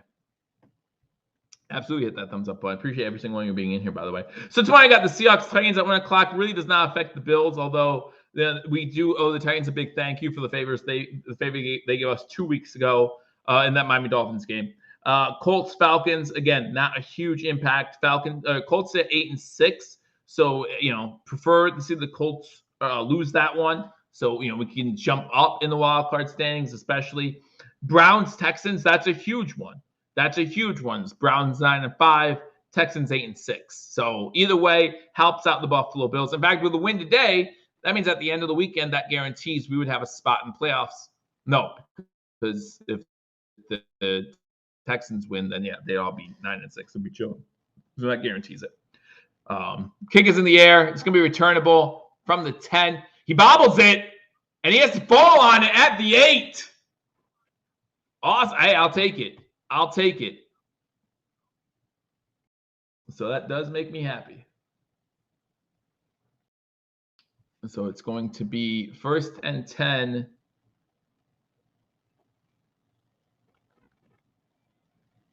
First and 10 for the Chargers at their own 8-yard line. They love starting inside their 10. We're winning starting field position. Winning starting field position, that's for sure. 1st and 10, they run it with Eckler to the 10 to about the 12, maybe 13-yard line. Eckler, he's a small, and he just knows how to find holes. Just knows how to find holes. It's crazy. No, I didn't notice what Diggs did on that play. I did not. 3 wide receivers top of the screen. Shotgun formation for Stick. Eckler to his right. Again, the Chargers moving from left to right. 2nd and 5. They gave him 5. Wow. Bills at 5 at the line. They're going to run it again with Stick, kind of like the play that got him into the end zone. Good play there. Gets about a yard, but good play by Rasul Douglas on that one. Stretching him out, making sure he has to run towards the sideline, and then making the tackle out of bounds. Only a gain of 1. Going to be 3rd and about 4. Be 3rd and about 4.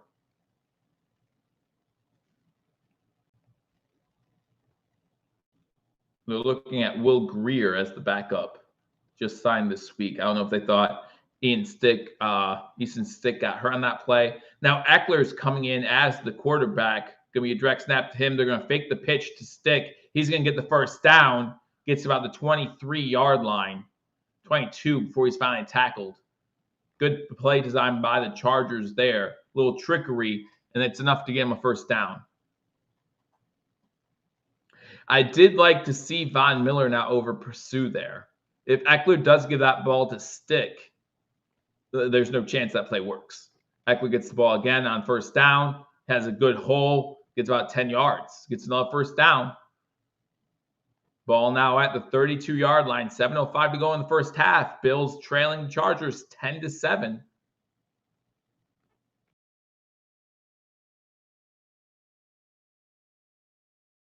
Eckler only averaging 3.7 yards this season. That would be a career low for him. Doing better than that so far today. 8 carries for 41 yards.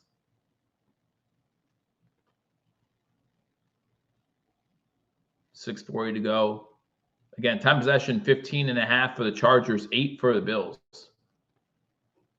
Fakes it to Spiller. Pressure coming. Goes deep. Incomplete. Nowhere near the intended receiver. That was Quentin Johnston as the intended target, but wasn't close to him. Wasn't even close to a Bills defender on him. Not saying it was intentional grounding or anything like that. It was close enough to not be that, but nowhere near his target. Listen, Eckler's good. I don't know why people always knock on Eckler. 8 rushes for 40 yards. Shotgun formation. Spiller to the left of Stick. He gets the carry. And he gets stopped in the backfield. Dotson on the tackle. Rest matters, guys. And they might be backups, but they're still big boys. They're still big boys.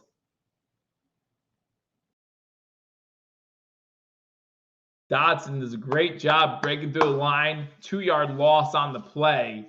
Now it's 2nd and 12. Oh, that was Kelly on the carry. I'm sorry. 3rd and 12. Kelly on the carry. All right, come on, D. Shotgun formation. Kelly to the left of Stick. Blitz coming. There's going to be a holding flag, hopefully. There's a flag in the backfield. Stick does not get enough for the first. All right, so here's the situation. So they could have 4th and 1 or the holding call. What do you do? It's either 4th and 1 or holding, take them back another 10 yards, make it 3rd and 22. What do you do?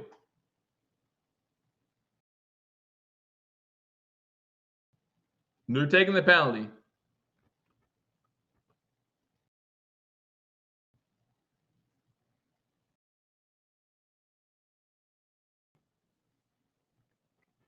Eight for 40 isn't exactly like, okay, it's 5 instead of 3. Like, okay. Okay. I know they can go for on 4th and 1. I'm in great field position. They won't go for on 4th and 22. 3rd and 22.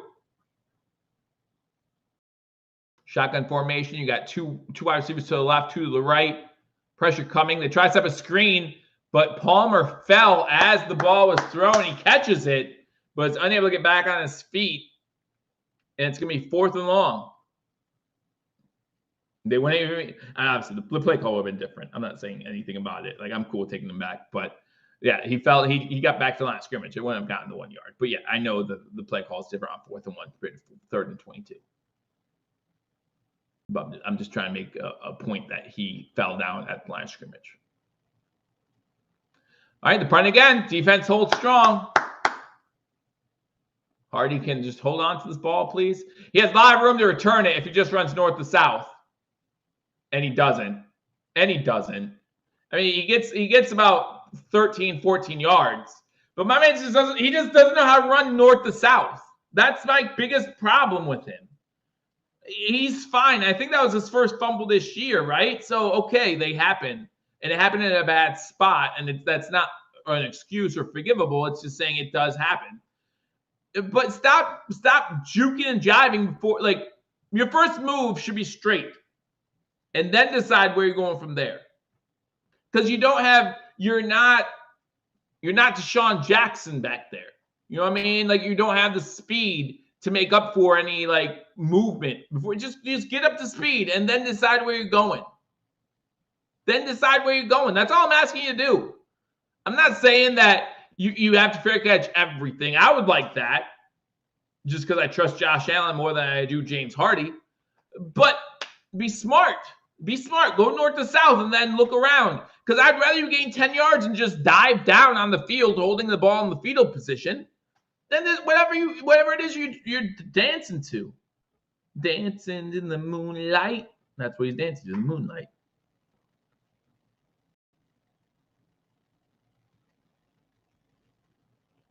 All right. 1 o'clock games tomorrow. And again, guys, I'm not going to say it enough in this chat. Happy holidays. Merry Christmas. I hope you guys all enjoy everything. Whether you like the time alone, away from work, enjoy it. Right? Just enjoy the rest. But family and friends, enjoy them.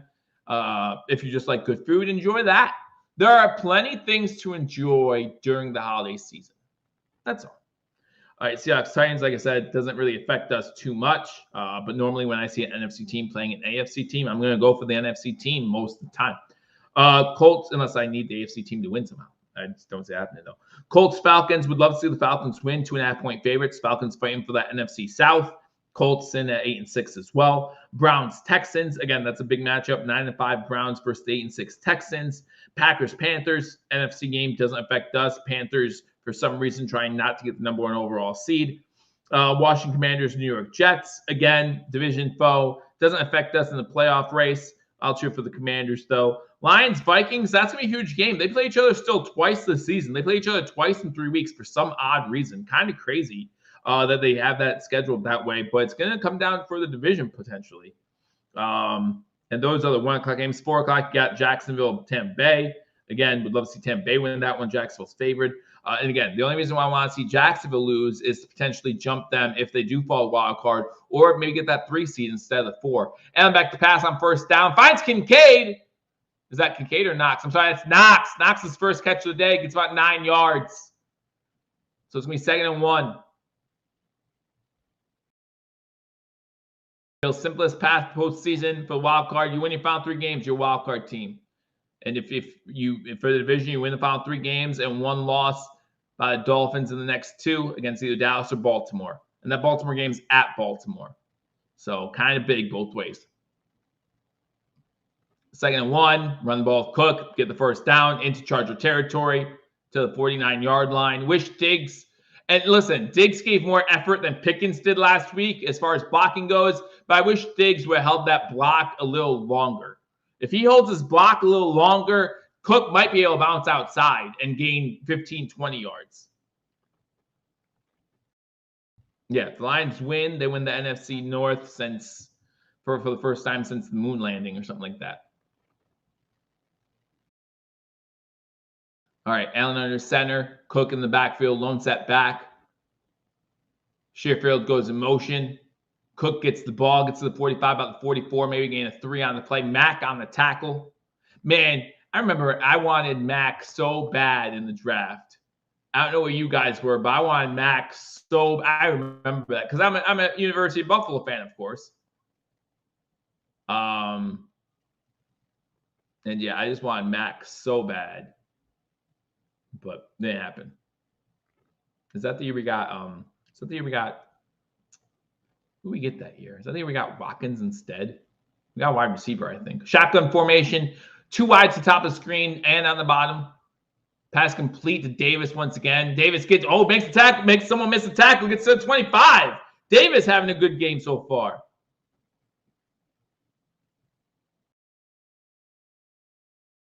If Diggs is blanketed, like I don't like seeing him give up either, but if Diggs is blanketed, yeah, he didn't give up there. He didn't give up on that play. He doesn't give up.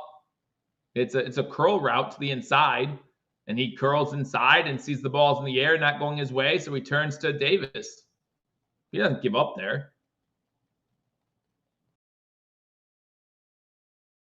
Two-minute warning in LA. Buffalo has the ball. They're driving down 10-7. Chargers get the ball started second half. Would love to see this end in points. Obviously, would love to see this end in 7 points, but you'll take what you can get. Take what you can get. All right, so obviously the big game for the Buffalo Bills, 4:25, Dallas at Miami. That's the big one, right? That's the game that no, they've won the division before. They have. It's been a long time, though. Like Barry Sanders' long time. In fact, did they win with Barry? Because they made the playoffs with Megatron, but that was as a wild card team. And I know they made it with Barry in 94, I want to say. But I think that was also as a wild card team.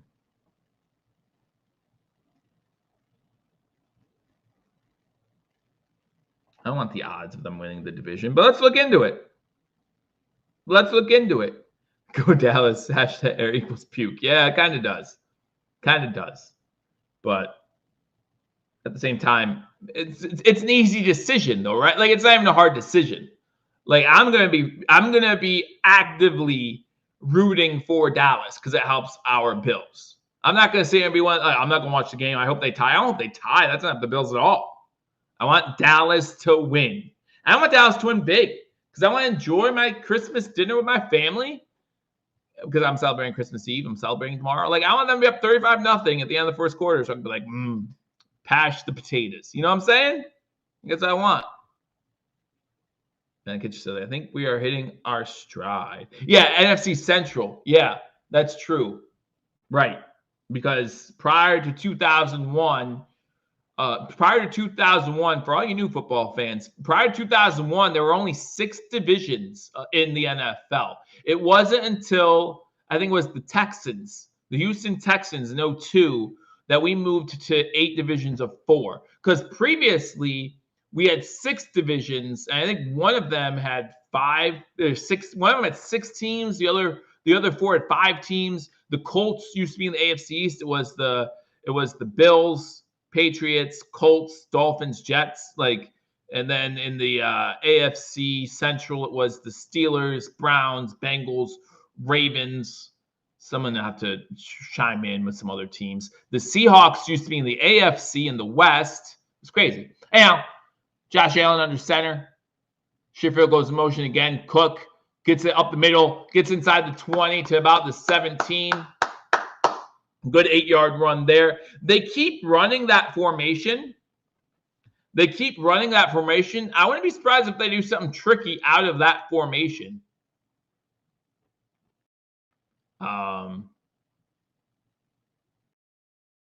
Yeah, because where Sheffield goes in motion, they hike the ball right as he passes Allen, and Cook runs up the middle. Like, I wouldn't be surprised if they use that, maybe not even in this game, but down the line in a tricky, same formation. Doing it again. Cook gets the first down. Oh, gets to like the 10. It's going to be first and goal, Buffalo. That was Fournette. I'm sorry, that was Fournette on the carry. Reminding everyone to hit that thumbs up button. 100 of you in here. 100 of you in here hanging out with me, hanging out with Hashtag Nation. Appreciate all of you hanging out. Make sure you subscribe to Hashtag Sports if you haven't already. 55 seconds left in the first half. Bills have all 3 timeouts, so time should not be a factor. And they can get first down at the goal line. Run the ball here. Get inside the 5. That's Fournette. Making it a second and about 3 from the 4. I think the Bills called the timeout with 41 seconds to go. They do. Bills call their first timeout. Now, I want this thing down with 6 points, man. Want this thing down with 6 points. You want passing TD from Josh. You know what? I was so busy putting the kids to bed and doing all that stuff, completely forgot to put in any parlay. So I was gonna put more than 2 passing touchdowns by Josh Allen is part of the parlay. But who knows what's gonna happen? You think Josh is gonna run it in? Let's see. Here we go. The timeout. Josh is one. You mean one rushing TD? Josh Allen shotgun. Shakir and Diggs to the top of the screen. Davis lined up as a blocker. Allen's going to take it. Allen's going to run it in. Touchdown, Buffalo. 38 seconds to go. Josh Allen and the Bills.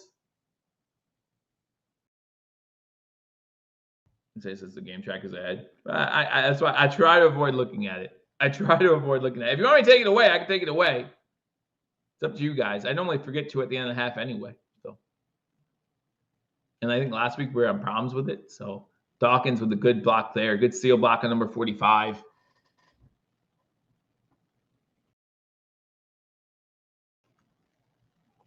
Bass extra point is up. Extra point is good. 38 seconds to go in the first half. Bills up 14-10. Again, it hasn't always been pretty, but we'll take it, right? We'll take it.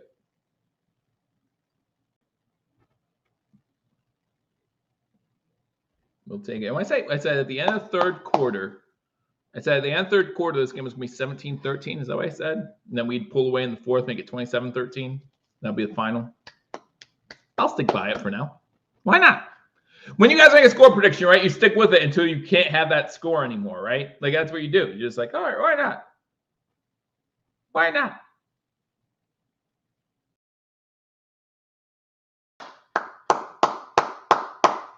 Allen sitting on the bench. Don't forget to join us for halftime. Hoping that one of my cohorts will join me, and we'll have some fun talking about this first half. I'll give you some of the statistical breakdowns, and we'll talk about some games tomorrow. We'll talk about what the Bills' schedule looks like as far as if they win out and we can't win the division. What seeds are we looking at here? I'm thinking for the Buffalo Bills, we're as high as a 3 seed, but we're as low as a 7 seed. Kick is a touchback, so that the Chargers have 38 seconds and all 3 timeouts.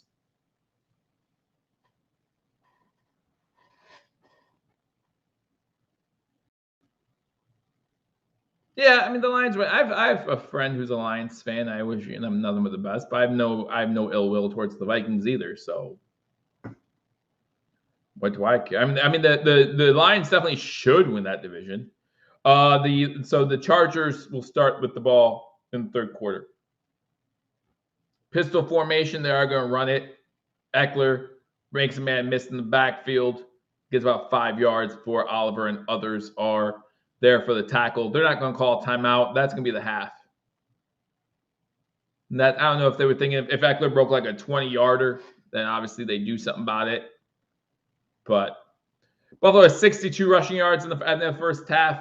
Chargers at 51.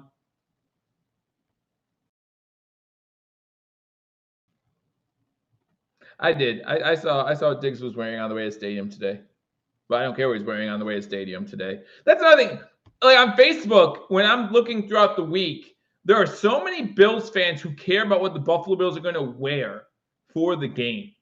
And I just don't understand it. Do you guys care what the Bills are wearing? Like what color scheme, all that kind of, like, I just don't care. I like seeing the old school stuff. It's just me because I'm old. But I really just don't care.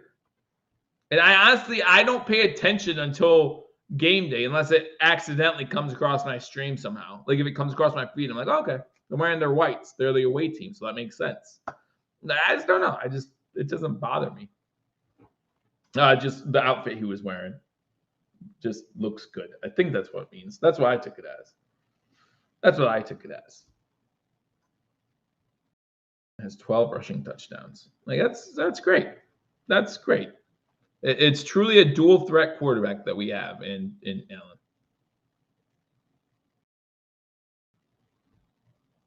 Yeah, it's just the world we live in. I agree. Like that's what we're talking about. The clothes they're wearing. I hope one day, what they should have shown up in their ugly Christmas sweaters. It's 2 days before Christmas. You should have worn your ugly Christmas sweaters on the field. Your Santa hats. Go back to the 60s where they didn't have padding at all. Just wear your Santa hats. Even Bill's Witch doesn't even know what it means. I don't know what I'm saying, guys. I don't know. It's I guess I mean style. But yeah, he had he was styling into the stadium today. Not like in that commercial with Von Miller that he does. But he tried. All right, so it is halftime here in the game between the Chargers and the Buffalo Bills. Let me get this off the screen. You don't need to see that. We get into stats.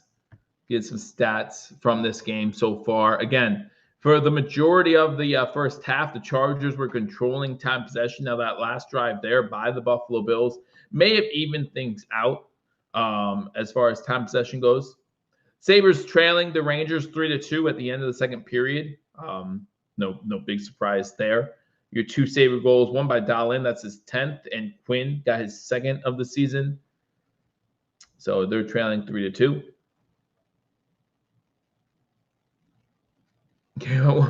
When memoir is very suspect, it's all fine. I'm not here to judge anybody. I just find it interesting that people care about that stuff.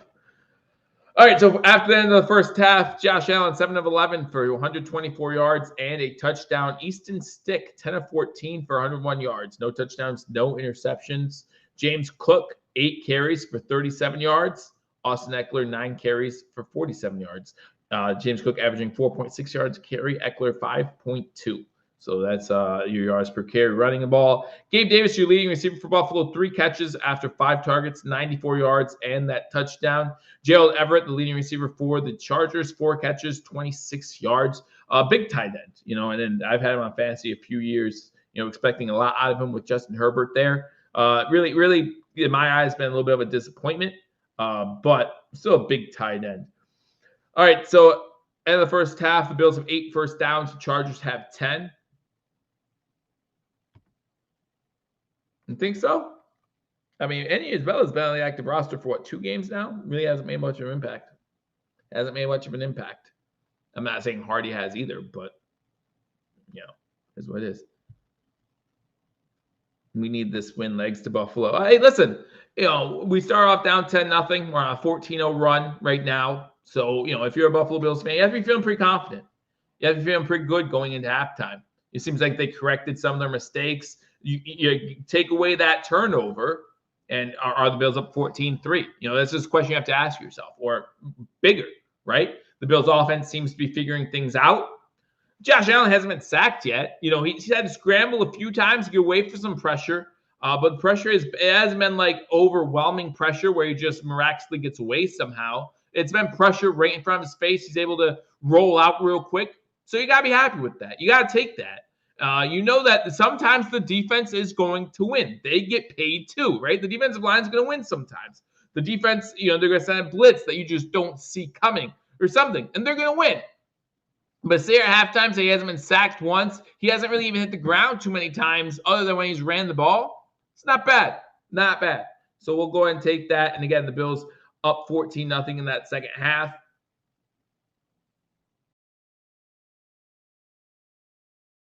I care about those after a person's career is over, or maybe even after the season's over, right? Somewhere between March and May, right? Maybe right before the draft, I'll say, hey, because I'm not going to watch the Pro Bowl. No one does that. But yeah, I don't care during the season. All I care about in the season is winning. That's it. I don't care. Last week, Josh Allen less than 100 yards passing. Don't care. This week, you had 400 yards passing. Don't care. I just want that win. That's all I want. I can't believe the Dolphins are 99% to make the playoffs. If they lose their next 3 and go 10-7, there's no way that they're not going to lose. Okay. I mean, that's fine. That's fine. They've done enough to earn that spot. What can you say? I remember Joe Ferguson too. I mean, I've heard of it. I didn't see him play. I'm too young for that.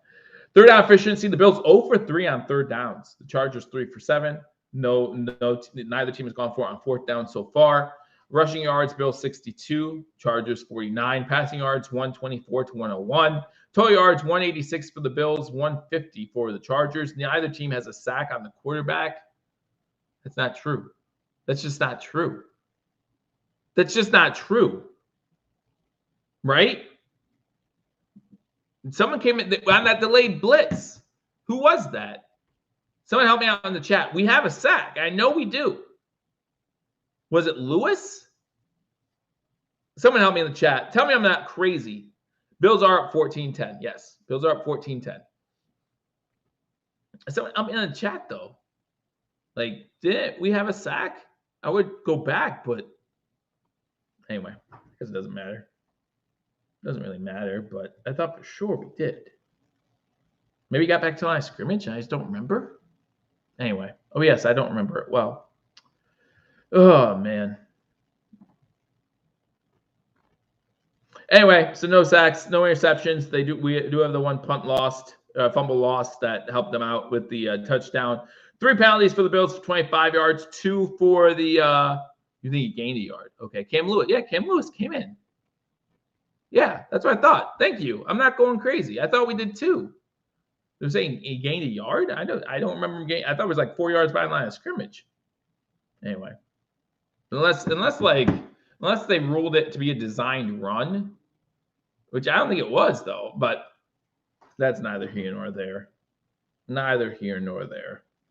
I mean, they don't, according to Score Mobile, they don't have as a sack. I mean, that's someone else. I'm watching the old play-by-play on ESPN. Don't listen to WGR. Listen to me. I'm your boy. I got you. This Gabe Davis showed up. Yes, Gabe Davis has showed up so far. You look at receiving stats so far in this game for the Buffalo Bills. Gabe Davis, 3 catches, 94 yards. Everyone else on this list has one catch. Shakir for 14 yards, Knox for 9 yards, Kincaid for 7 yards, and Diggs for no yards. Like that, yes. Gabe Davis is the only one. I mean, Shakir only has the one target, though. So, you can't catch a ball if you're not given an opportunity. So, Tyler Bass, 2 for 2 extra points. Again, Sam Martin's playing really well, averaging 50 yards a punt, all 3 of them inside the 20-yard line. So, gotta be happy about that. And I am Leonard Fournette. He has a few carries in his first game. He has 3 rush attempts right now for 17 yards. He's averaging almost 6 yards a clip. So, gotta keep that going. Most of that on that touchdown drive. I think all 3 of those runs were on that last touchdown drive. So maybe in the second half, we'll see more of that. Josh Allen, 2 carries, 8 yards, has that touchdown. Again, that gives him, 14 rushing touchdowns on the season, something like that. This is the 11th game this season where he's had both a passing and rushing touchdown, which extends his record now. He broke the record last week with his 10th game of that happening. This is his 11th game, so he extends that record this week with 2 games to go. And like I said, that is the epitome of a dual threat quarterback. 11 games where you have both ran and threw for, and this isn't Jalen Hurts, and I'm not insulting Jalen Hurts, okay? But this is not push touchdowns. These are find the room, make some space. One of them, I think, at least one of them is like a 17-yard touchdown. Like, he's able to extend plays with his legs and both look downfield and run the ball. And early on in his career, had a hard time still looking downfield, but I think he's getting better at that. We are still seeing Josh's game evolve from time to time, and I'm liking it. Diggs will get his chances. Diggs always gets his chances. Just give him a chance. But at the same time, like I said, like, he had that quick screen out to him, and he had a hard time controlling it. He's unable to get any yards. And, you just look at that. And he's had some drops like that this year, too, where they've hit him right in the chest and it just fall. More, to me, that's more proof that the Bills need to go after a receiver, whether it be early in the draft or through free agency. Because Gabe's probably gone. And so, but again, I don't want to get too far into that. I am starting to watch the bowl games and take notes on the seniors and see who I like, who I don't like, not just for the first round picks, but throughout the who are my gems, because everyone has that guy, right, that they love in the draft. That's gonna be like that 5th round draft pick. Who do you love? Who do you love? And I just don't know who that is yet. But again, we'll watch these bowl games.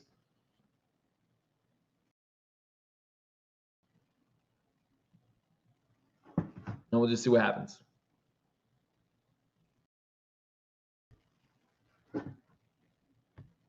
Yeah, I mean, and the thing is, like, college football right now is just producing great wide receivers.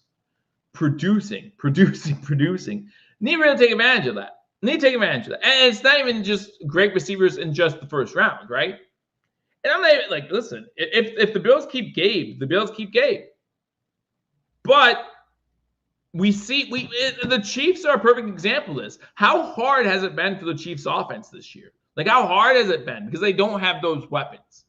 Early on in the Chiefs, like, little run or whatever you want to call it, with Patrick Mahomes, you saw them just get more speed guys, more talent around Mahomes. Like, that's what they got.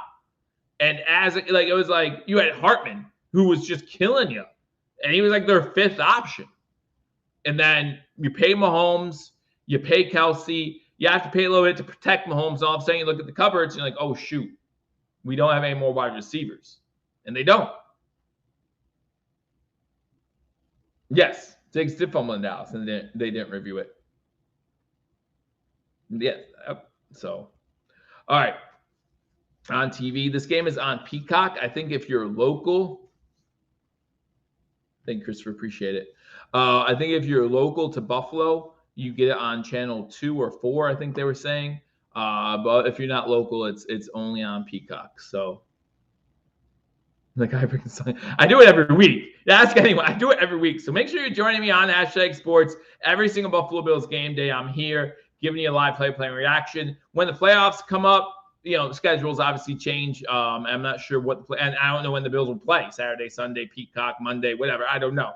So I'll let you know my schedule as far as live play reaction. But I'm here every week, so please be sure to join me. I appreciate you guys hanging out with me for a little bit on our Saturdays and Sundays, especially for holiday. Hope you guys have a Merry Christmas, Happy Hanukkah, Kwanzaa, whatever you guys celebrate. Celebrate it well. Drink responsibly. Have a good time. All that good stuff. All that good stuff. Tyler Baskin ran kick the ball off to start the second half. They call for a fair catch. So that's the first time I've seen that. That's the first time I've seen that. So here's something I just learned. Time for you guys to learn something too. I appreciate that, Scott. Thank you. And make sure you hit that thumbs up button. But I did not know. So if you call for a fair catch on a punt and you muff it, obviously the defense has a chance to recover it, right? Not from what we just saw on that kick, that's not the case. So for those of you who don't know, this year they changed the rule to mimic what the college rule is. If the receiving team, I'll explain more after this play. Shotgun formation for stick, Eckler to his right, fakes the handoff, looking to throw downfield, has to check down to number 7, complete for about 4 yards. Hard hit. There's a flag down. Don't know if they're going to say, are they going to say defenseless receiver? That was Everett who got hit, and he's slow to get up. Are they going to say leading with his helmet? Because, I mean, it looked like a hard hit. I just don't know. Personal foul. He barely touches him. Ed Oliver jumps over him. I'm so confused. Ed Oliver actually does not. Oh, so they are calling it. Yes. So the call on Johnson. It might have looked worse than it was. Oliver does come in at the end and try to clean him up. Scrapes his head. Don't know if I like the call. I get it.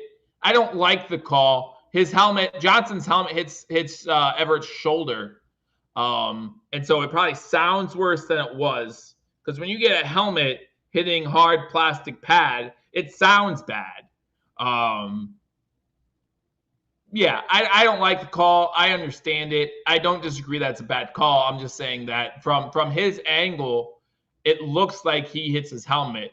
And in those situations in the NFL, you're told, hey, side on side of caution. Eckler catches the ball in the backfield, makes the man miss, gets the first down into Bill's territory before he's wrapped up by Poyer and Rapp. All right, so trying to get back to this new rule. If you fair catch the ball inside the 25 on the kicking team, you get the ball at the 25. Again, the NFL trying to do away with that. Ball was tipped at the line too. The NFL trying to do away with special teams. Eckler on a run tries to stretch play to the left, gets made 2 yards. So if you call for a fair catch on a kickoff and you muff it, you still get the fair catch. Like, it's still a touchback. I did not know that until just that last kickoff. That's all I was trying to get to. Shotgun formation, 3 wide receivers to the bottom of the screen. Eckler to the left. Looks like the Bills have 6 looking at the line. Now they back off.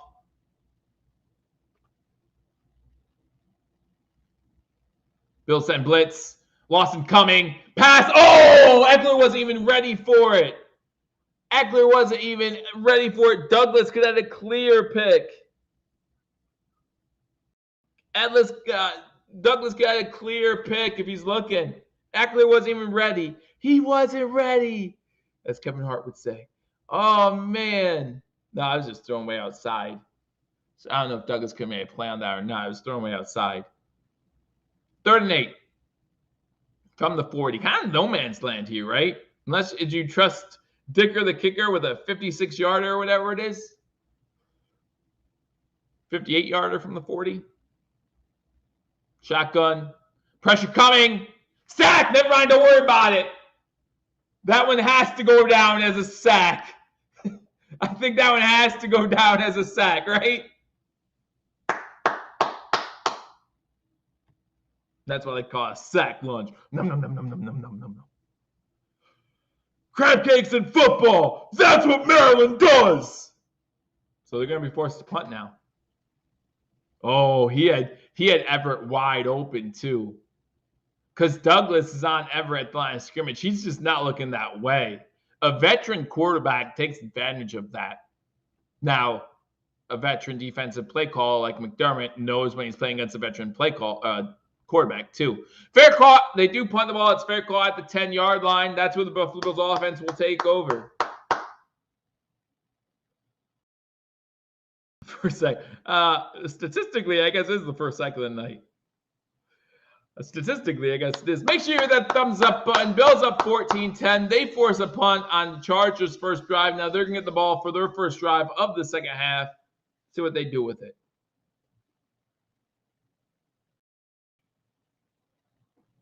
Let's see what they do with it. All right. Again, guys, do you guys want me to put the scoreboard, the ESPN thing on the over here, over there, over here? Or do you want me to just leave it off? It's up to you guys. A lot of the games you guys are watching with me, so.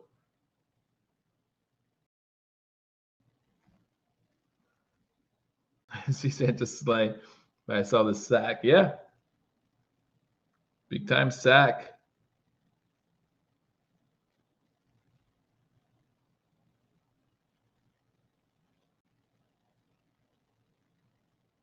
I don't know what you're saying yes to, Bills Witch. I don't know what you're saying yes to. Okay. I'll believe you. I don't remember. It was too long ago. I'll believe you. I don't remember.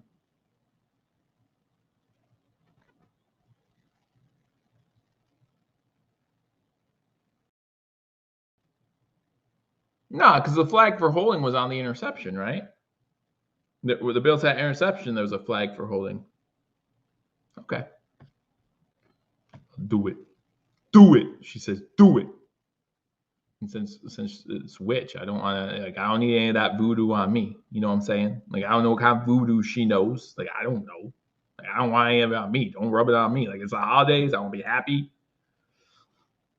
So, Bills get the ball, first possession of the second half after they force a punt from the Chargers.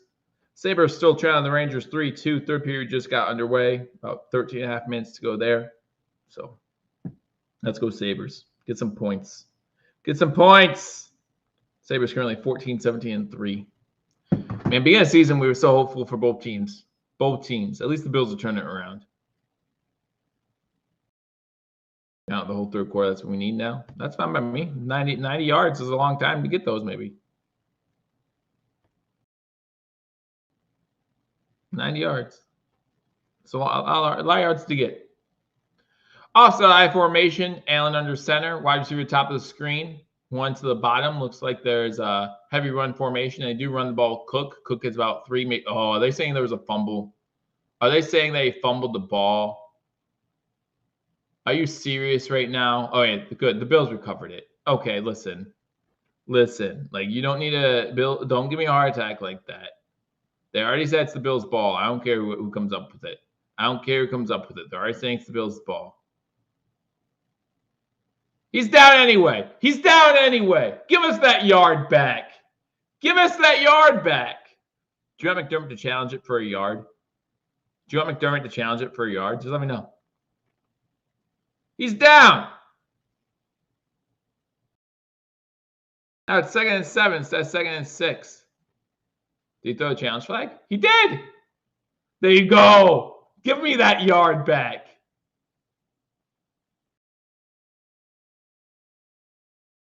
Or did they have to call timeout because the play clock was expiring?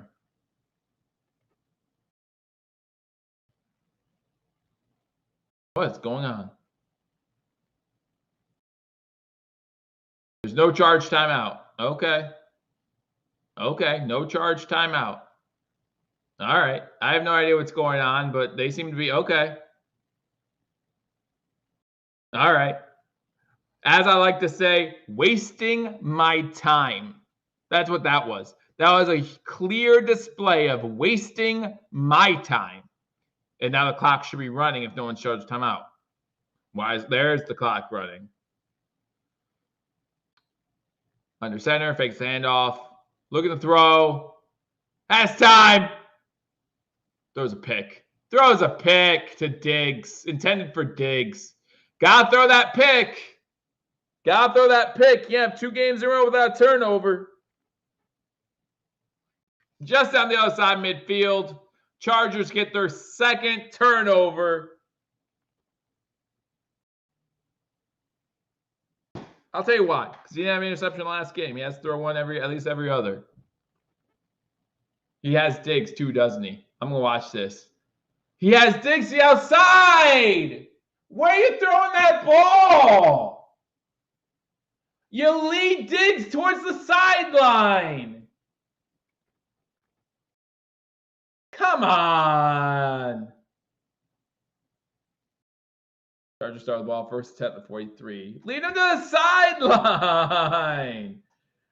Eckler with the run. Gets to the 50 to about the 49 into Buffalo Bills territory. 9-yard run. Give him a chance. Keep him in the game. There you go. Keep him in the game. Visions of upsets dancing their heads. Eckler gets the first down to about the 46.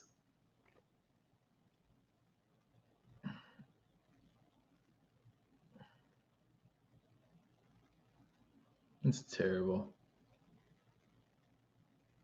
Has committed 1 turnover in every away game since last season. That's terrible. You don't win games that way. And we're going to be away in the playoffs, just an FYI. At least one time. Another wide receiver sweep for number 12. Gets about 8 yards. Oh, man. Darius Davis on the carry. They don't make drugs for what this is.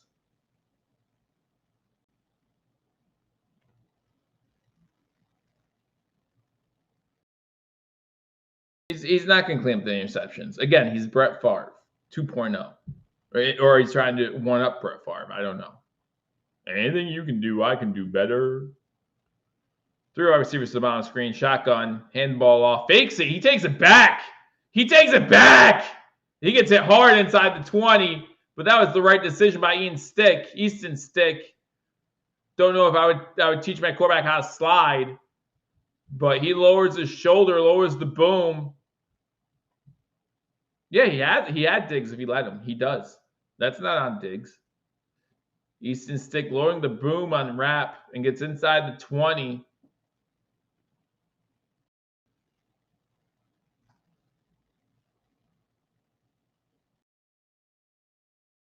Interim head coach for the Chargers is happy. Shotgun formation, Eckler to his right. They do a reverse to wide receiver number 1. I think that's James. Is that right? He gets inside the 10, inside the 5. There's a flag down. Hopefully that's on Chargers. Please be on the Chargers. Please finally catch a hold on them. That's Johnston on the carry. Illegal formation.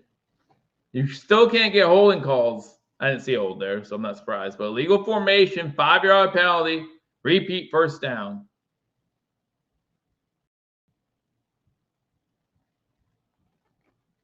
Still 14-10, 9:41 to go in the third quarter.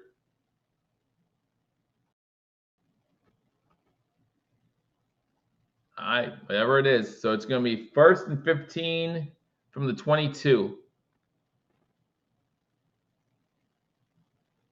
So they wasted a trick play for a penalty. Shotgun formation, that's a false start. How's that not a false start? Okay. Eckler gets the screen. He's going to go nowhere. Gets about 2 yards. Benford and Johnson on the tackle. Going to be 2nd down and 13. How's that not a false start? I saw like 2 offensive linemen move. I know they're like giving the left tackle an extra half second, but man.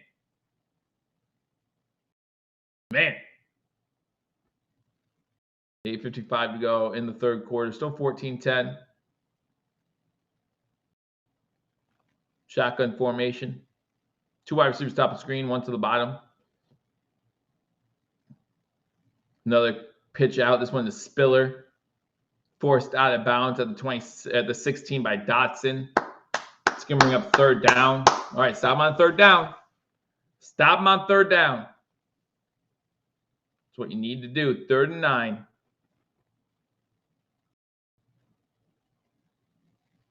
Third and 9. Bob Miller almost got there. Almost getting there. Let's go.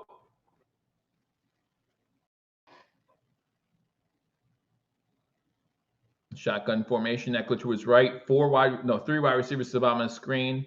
Does Buffalo call timeout? No, okay. Chargers call timeout. Chargers call timeout. 8:05 to go in the 3rd quarter. First timeout for the Chargers. Whew. All right. Sabres tied the game up. Let's go, Sabres. Woo! Milstat with his 9th of the season. 3-3. 10:02 to go in 3rd quarter. 3rd period. Woo. Here, the Chargers call timeout, trailing 14-10. They have the ball 3rd and 9 from the Bills' 16-yard line. Again, earlier today, the Steelers beat the Bengals, doing the Bills a favor. Again, the Bills win out. They're guaranteed a playoff spot. Control our own destiny. That's what you want to do, they say. You'll be happy, they say. You'll make the playoffs, they say. We're 4-5 against the AFC. Ugh. Gut punch, man. Gut punch. All right, 3rd and 9. Shotgun formation, run back to the left. Looks like fullback to the right. No, it's Everett to the right. Pressure coming. Get him. Thank you. Oh, my goodness. He almost got away from you. Another sack by the Bills. That's Poona Ford this time, finally getting there, forcing the Chargers to kick a field goal. Forcing the Chargers to kick a field goal. Anyone remember my pregame prediction? My pregame prediction. Does anyone remember my pregame prediction? Anybody? I said in the pregame, this game would be 17-13 at the end of 3. And then I hope the Bills break away. Dicker the kicker with the 40-yard field goal attempt is good. And the Bills up 14-13, 7:22 to go. Whoo! Woo-hoo! Stepping up, getting pressure on the quarterback, making him have to think a little bit. Remember, they had that big play, got him inside the 10. It was called back by penalty for an illegal formation, forces them to settle for a field goal. Bills up 14-13. All right. So I didn't go over the Christmas games with you because there's 3. And listen, for me, the most exciting one is that last game, the Ravens 49ers. It's going to be a great game. And although initially I want to cheer for the Niners, you know, if the Ravens lose and the Dolphins do what we think they're going to do, and the Bills can take them for the division, doesn't that mean the Chiefs are the number 1 seed again? Again. So even though initially I'm like, yeah, I would love to see the San Francisco 49ers beat the Ravens, I'd rather see the Ravens win out and be the 1 seed just so I don't have to see the Chiefs be the 1 seed again. Make Mahomes play a road playoff game like once in his life. I don't know. That's just me. That's just me thinking. I try not to, but sometimes it happens. Speaking of Mahomes and the Chiefs, they play at 1 o'clock on Thanksgiving. They're 10.5-point favorites at home against the Raiders. And then the Giants play the Eagles. The Eagles are 13.5-point favorites. So we have 2 double-digit spreads on Christmas Day. So what would you rather watch on Christmas Day, football or basketball? Because there's a good slate of basketball games on Christmas Day, as always. There's a good slate, including 5 o'clock. You got the Celtics Lakers, man, in LA. Gonna be a fun one. Last one being the Mavericks Suns. Not a bad one to watch either. I'll probably be flicking back and forth between the Ravens 49ers game. Like you'll use a long TD drive. No, I would rather a long TD drive too, but if we get a field goal, my prediction is correct. I'm also okay with that. Just so everyone's aware. Just so everyone's aware. As long as the rest of my predictions correct, and we win the game 27-13. We outscore them 10-0 in the fourth quarter. Yeah. Yep. But we'll see. The Chargers are already $42.2 million over the cap for next season. Kick goes in the end zone. It's going to be a touchback. Bills will start the ball at their own 25-yard line. 7:22 to go in third quarter. Bills up 14-13. Basketball is more chill for me in the holiday. I agree with that. Like, I watch basketball. I am a Knicks fan, but not by a lot. James Dolan has completely killed the Knicks for me. Like, absolutely has killed the Knicks for me. Like, I don't know. I remember watching the night, like Allen Houston, Patrick Ewing. I remember all Latrell Sprewell. First down, run the ball with James Cook. Gets about 4 yards to the 29-yard line. Give me second about 6. Just win. Just win.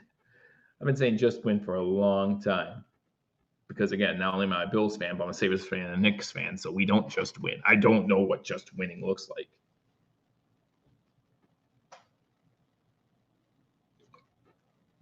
Pitch ball Cook on 2nd and 16 to the right. Gets maybe about 3 yards to 32. You're at 3rd and 3. 3rd and 3. Again, 100 of you in here. If you haven't already hit that thumbs up button, really appreciate you being here, being a part of #Nation. And just hanging out for a little bit. You know, always appreciate you guys. You don't have to be here. And the fact that you choose to is awesome.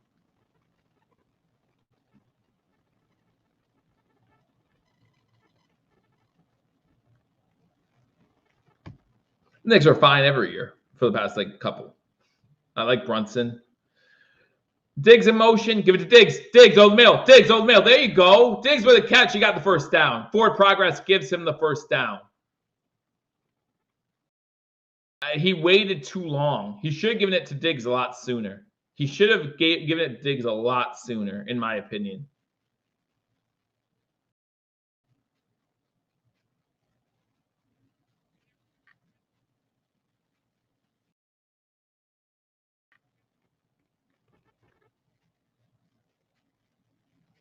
.535 to go. Allen under center. 2 wide receivers top of the screen. That's Diggs and Shearfield to the top. Shearfield goes in motion. Handball off to Cook. Again, they've done that probably half a dozen to 10 times. They've done that formation. I'm just expecting them to do a play action out of it at one of these points. No gain on the play, so it's going to be 2nd and 10. Diggs coming back in. 5:10 to go in third quarter.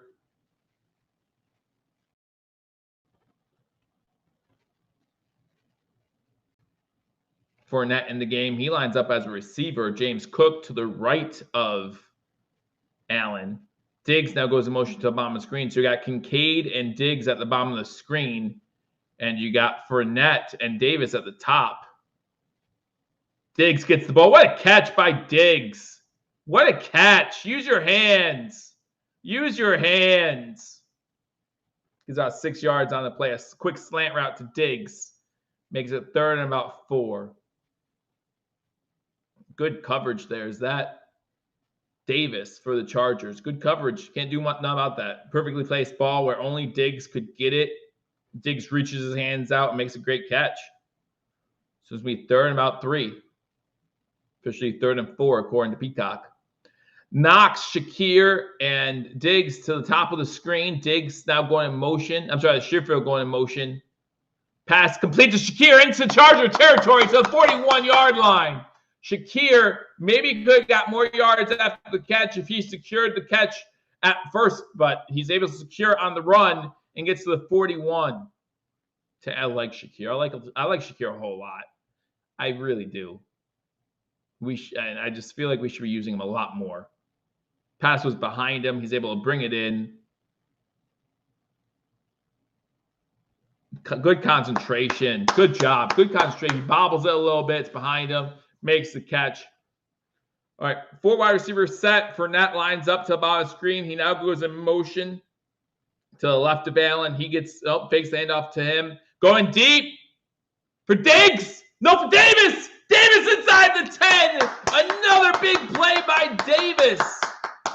Big play by Davis. And the Buffalo Bills will have the ball. 1st and goal. 3:10 to go in the 3rd quarter. Tell me he got both feet in. Oh, of course he got both feet in. Of course he got both feet in. That's Gabe Davis. That's toe drag swag right there. Gabe Davis, 4 catches, 103 yards, and a tutty. Shotgun formation. You got Shakir and Cook in the backfield. Cook gets the ball inside the 5 to the 2. 2nd and goal. 2:40 to go.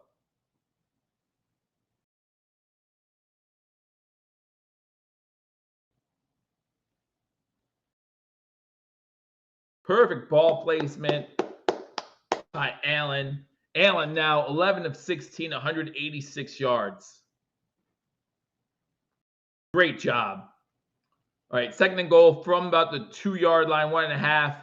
You got Knox lining up to the top of the screen as the inside tight end. Shakir to the top. They're going to run with Fournette. He's going to try to bulldoze his way into the end zone. Unable to do so. It's now 3rd and goal. 3rd and goal from the 1.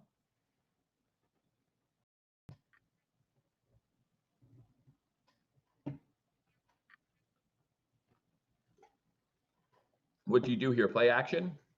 Do you run it with Allen? What do you do? What do you do? What do you do? QB sneak time, says James. What do you do? I like play action to Kincaid, except for no, it's Josh Allen being pushed. Pushed. He's not get. Is he in? Is he in? I think he's in. I think he's in now. Yeah, he's in. He's in. I see him. He's in. He's in. There you go. In the end zone. 2nd rushing touchdown for Josh Allen. And the Buffalo Bills. 10-play, 6-minute drive. Go up the field. Murray has his hands on his butt. Like as they're getting ready to go. And he just pushes him in. Pushes him in. Not exactly as I described it in pregame, but pretty darn close, though. Pretty darn close. We're sweating more than we wanted to, that's for sure. Yeah, and unfortunately, in these type of plays, no matter how close it is, like I think Allen's clearly in here, but even if he wasn't on these type of plays, and I would say this probably if they ruled him short a lot of times too, there's very little way to overturn a play like that because it's just a pile of humanity. Like it's a 300-pound guy on top of a 300-pound guy on top of a 200-pound guy inside of a 190-pound. No, because Allen's 212. So in front of a 200-pound guy. Like it's just a pile of humanity. How can you say, oh, we were wrong? Baston for the extra point. Extra point is up, and with 1:28 to go, extra point is good. The Buffalo Bills up 21-13.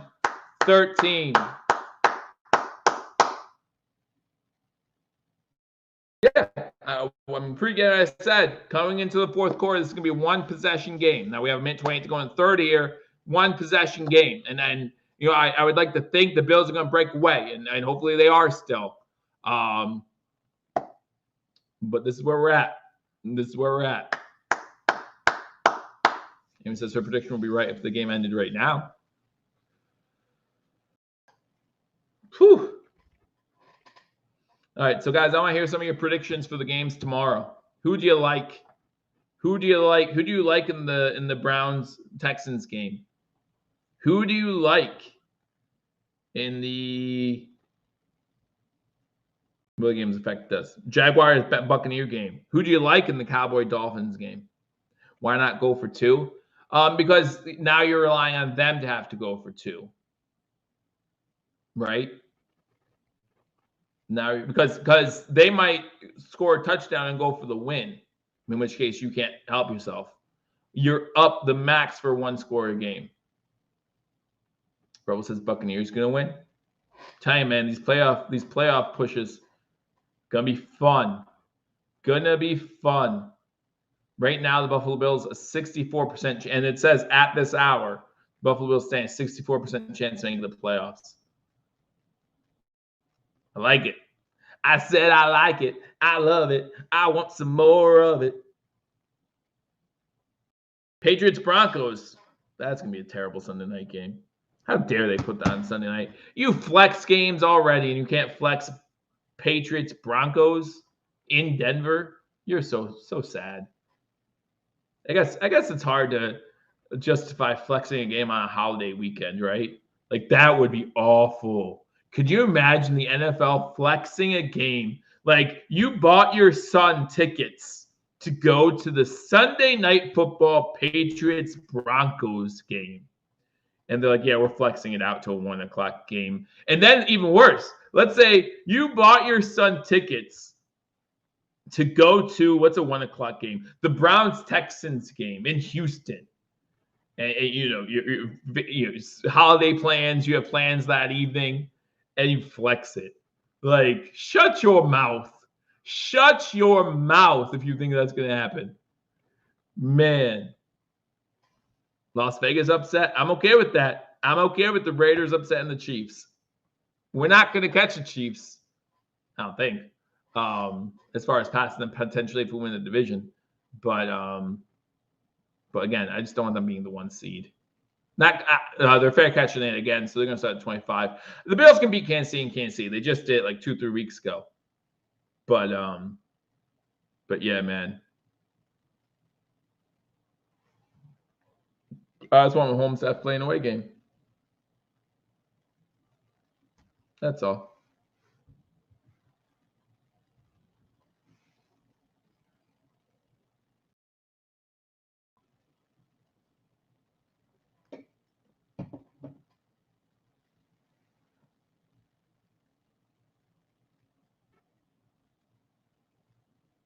All right, first attempt to 25. Taking the Spiller, throwing it. Throws it towards the tight end, but the tight end's blocking, so it's incomplete. Raiders could make it a game. I mean, they could. The Raiders normally play. See, I think the Raiders normally play Kansas City tight in Oakland or in LA. Nope, Las Vegas. Where they play these days? Where are they playing these days? I don't even know. The Buffalo Raiders coming to town, just like Santa Claus. All right, 3 wide receivers to the top of the screen. Everett, one of them. Now looks like Palmer goes in motion, faking the handoff, throws it quick.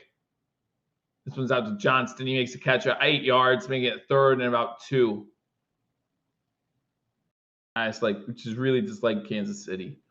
So I was recently, because I don't know how many people know this, but the Bills lost. So the first Super Bowl was Green Bay versus Kansas City. Super Bowl 1 was Green Bay versus Kansas City. The Bills lost to the Chiefs in the AFL championship game, basically, to represent the AFL in that Super Bowl. Completion on 3rd down for about 2-3 yards. It's going to be enough for a 1st down. Good tackle. Good coverage there by Douglas. Just, the tight end basically boxing out. Boxing out. At the end of the 3rd quarter, man, my prediction just right there, right? Again, it's going to be a 1-score game going into the 4th. We're not going to be happy. Oh, do they have to get this play off? They have to get this play off? All right. One more play. My apologies. Run the ball on 1st down. Eckler's going to run it for about 3-4 yards. Gets to 39. And that's going to be in the 3rd quarter. All right. Yeah. I see. I'm not, even during Brady's 20-year stretch, I'm not at a place where I hate football teams. I just don't. I have favorite teams. I have 2 favorite teams, the Bills and anybody playing who could help the Bills. Other than that, like tomorrow, for example, great example. If I tune in to the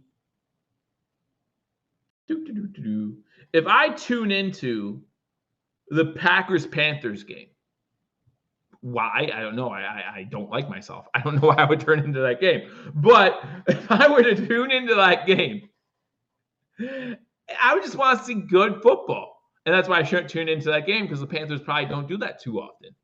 But all right, that's another example. Lions, Vikings. That's a great example. Like, I don't dislike or like either of those teams. I just want to see good football. I want to see good officiated football. I want to see good play design football. I want to see the defense play well. I want to see the offense play well. And yeah, there are going to be some mental mistakes. There are going to be some errors along the way. But I just want to see a good football game, back and forth. There's a big, like, someone will ask me if I see a game, the Raiders Vikings game that ended 3-0. Thursday night game, I believe it was. Maybe not. I don't know. But anyway, Man Kitchen, no, I am not. I have holiday plans all day tomorrow. I made sure my Saturday was free and clear for this game. But I'm hosting the family tomorrow. We're gonna do some ribs. I was actually thinking about doing ribs on the grill tomorrow, because it's gonna be in the 50s here. Like, I was like, that's fine grilling weather. But I probably won't, because I want to watch TV. I want to watch the games while I'm cooking too. So, but I was thinking about it. Cook did just crack 1K for the season. Joe with the reminder. Good job. Yes, he does have over 1,000 yards for the season. But anyway. But yeah, like, for the game that finished 3-0. At the next day at work, someone was like, what do you think of the game? And I said, I don't mind a 3-0 game if it's a great defensive battle. But that game wasn't that. It was ugly. It was just an ugly game. It wasn't a defensive battle. Both offenses were terrible. And so I don't like those games. But you see games where strategy plays a factor. And listen, to me, nothing beats the, 2001 Baltimore Ravens defense. Watching a team like that carry one of the worst offenses to ever win a Super Bowl, ever, carry them to win a Super Bowl. To me, that's just amazing. The Bears back in the 80s, right? Like, amazing defenses. Those are fun to watch. Shotgun formation as we start the fourth quarter. Bills up 21-13. The Chargers now moving from right to left. Bill sent a blitz, trying to get to him, unable to do so. Has time, completes the ball. That's the first time I've seen number 15 of the Chargers, at least I can recall today. He makes the catch for a first down. Jalen Guyton? I'll say that. Jalen Guyton. Comeback route. Gets the ball just inside the Bills side of the 50-yard line. 1st and 10 from the 50. We have 2 sacks. So we've gotten to him a couple times, at least. All right, Bill sent another blitz. Unable to get there, but he has to throw a ball quickly, and it's incomplete. Johnson on the coverage of Palmer. And that one falls incomplete. Give me 2nd and 10. 2nd and 10.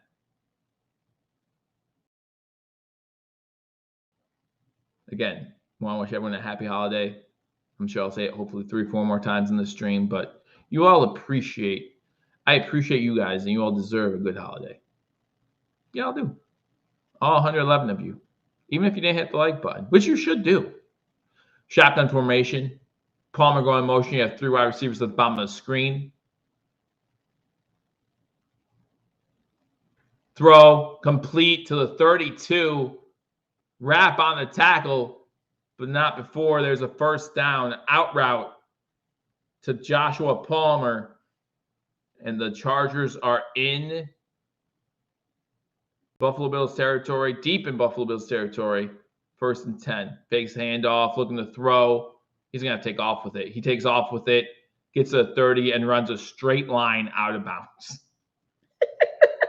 that is a quarterback who could have got 2 yards extra or slid down. No, he decides to follow his receiver, straight line out of bounds. That's funny. That's funny right there. I don't care who you are. That's funny right there. 7 rushes for 25 yards for Stick. And that touchdown, which there still was a holding on that touchdown, but that's okay. Stick under center. Eckler in the backfield. He gets the carry. And he stopped maybe a yard on the play. Bernard on the tackle. Whose name I haven't called a lot today?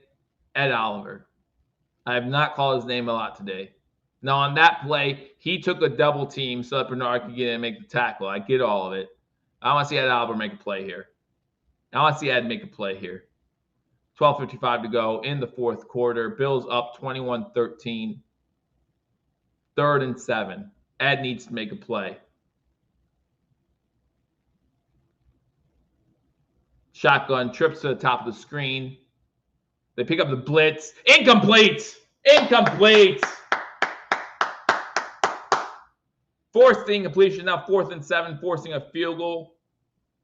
12:40 to go in the fourth quarter. Still a one-score game, though, man.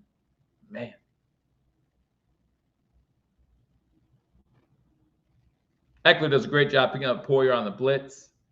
Poyer tries to time that blitz nicely. In number 5's hands, and he gets hit by Johnson just as the ball gets there, and it pops out. Big-time play by Johnson. Cameron Dicker in for the field goal. 2 for 2 already on field goals. This one a 47-yarder, the longest attempt of the day. Kick is up, and the kick is good. So with 12:36 to go in the fourth quarter, the Bills up 21-16. And listen, like the Chargers are 5-9, and I know a lot of you are like, oh, we're going to take against the Chargers. How have the Chargers been losing these games, though? A lot of these games, minus last week's 63 points. But a lot of these games have been close, and then they just kind of give them away. The defense doesn't hold their end of the bargain, things like that. And plus, again, they've had 11 days of rest compared to the Bills just playing a big victory last week. I think the Bills win this matchup is all we need. And I know it's not pretty. It doesn't have to always be pretty. Last week was very pretty. So it doesn't always have to be pretty. The win's the most important thing. Currently, we're up 21-16. We're about to get the ball back. Get a touchdown here. This game's put out of range, right? Put out of reach. Score a touchdown here. I believe the spread was 12.5 anyway. So put this game out of reach. They might score another one late or something, but no big deal. Nice 6-minute, 7-minute drive ending in touchdowns, a good thing. Good thing.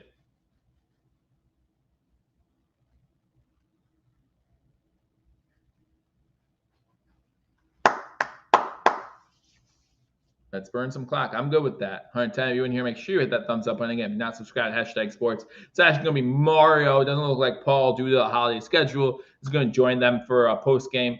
But it looks like Mario will have some help. Maybe I'll sneak in. Why not? Give you guys a little holiday treat. You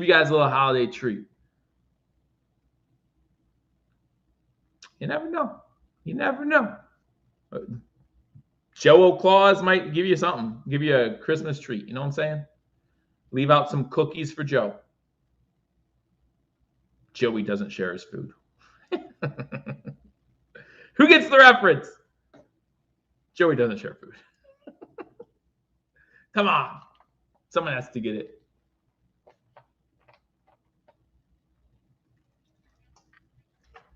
All right. Bills are going to start this drive at their own 25-yard line. Touchback. Look what Joe has to say about this. Exactly. The Chargers have lost some close games this year. And I know everyone's remembering 63 to, 21? The game that finally got Staley fired. But this Chargers team isn't a slouch. Like I said, they're number one in sacks on third downs, sack pressures on third downs. Now, again, a lot of that on offense was, you have Keenan Allen. But you also have to remember on the offensive side of the ball, 7 of those points are by a James Hardy turnover deep inside Buffalo Bills territory. So right after the defense got off the field, they had to go back on. Rapping is done. Glad there's a W. I don't want to hear my mom rap. You know what I'm saying? I don't know what she has. She just doesn't have the pipes for it anymore. But speaking of, I have to wrap my gifts. Thanks, Mom. Thanks for reminding me. But the gifts I have to wrap aren't going to be open until Monday, so I have time. Time is on my side. 1st and 10. James Cook up middle, 4 yards. Like clockwork. It's fine. 2nd and 6. I like it. I like it. Yeah, Joe. I don't think Cook has a single pass target in this game. I don't think he has a single target.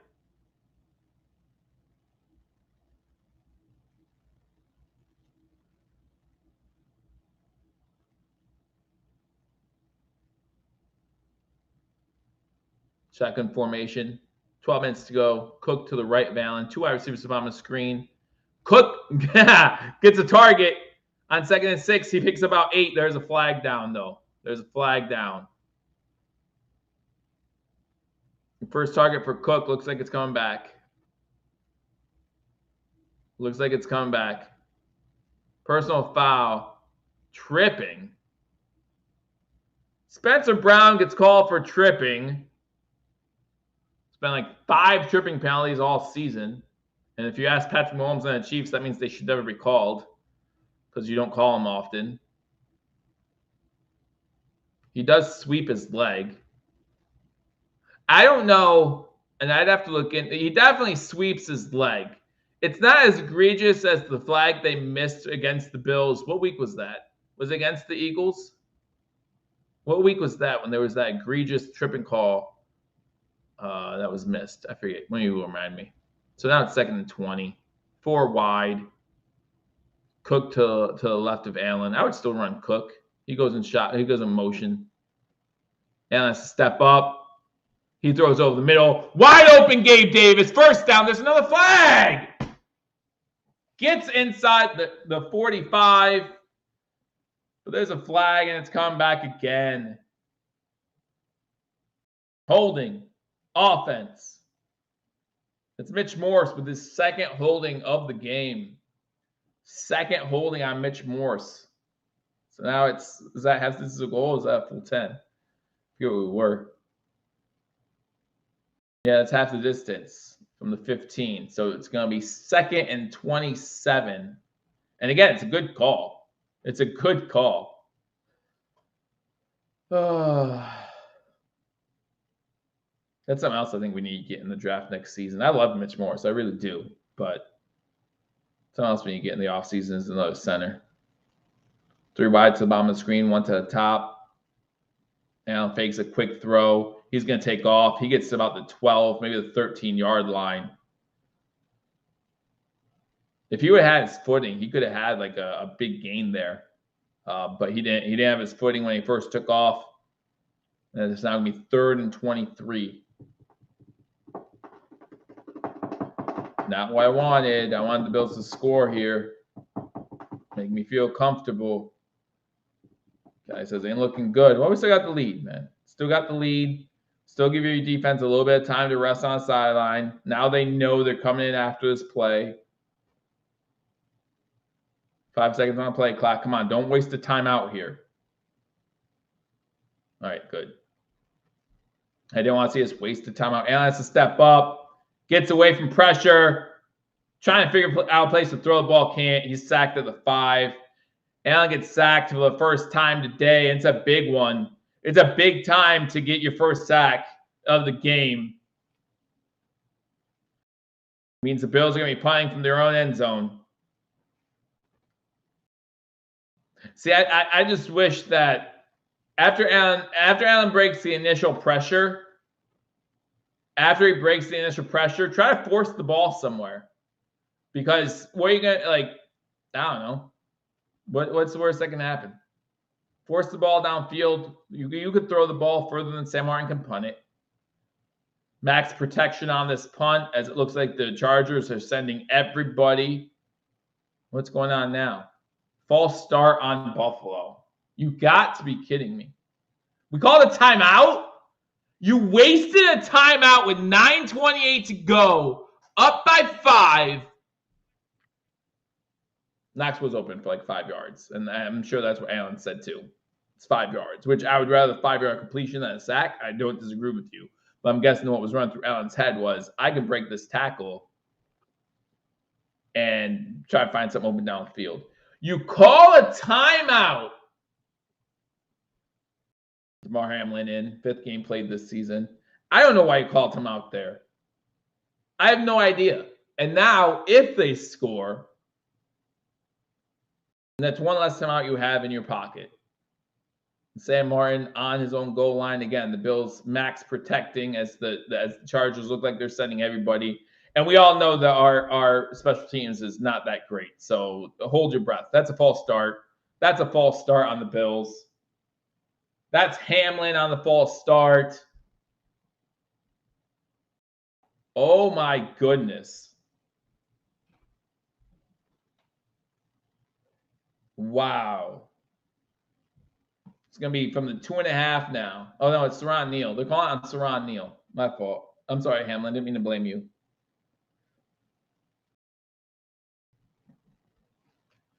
I don't want to say anything, but I feel like now would be a great time for a fake.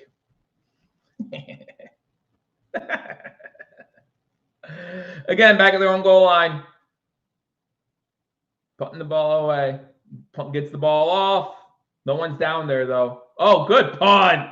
Good punt. Backing him up to the 4. That's a block and back. That's a block and back. They still get into Buffalo Bills territory with the return to the 48. Good punt. But he out-punted the coverage was the problem. He out-punted his coverage. And, I'd have to take a closer look. Maybe the kicking team player, the Chargers player, was just touching him on the back. And in order to get blocked on the back, you have to block in the back. Well, you do question that, right? Like you do question that. Like you say it was a good punt. Yardage-wise, it's a good punt. But if you punt the ball 90 yards, but don't give your team time to get down there, is that a good punt? Shotgun formation. Looking to throws it incomplete. Hit number 15 in his hand. He drops it. But as far as punting yards, yes, Martin's doing good today. Would have been better if we got another one inside the 20, but whatever. Don't punt the ball 89 yards. Oh, man.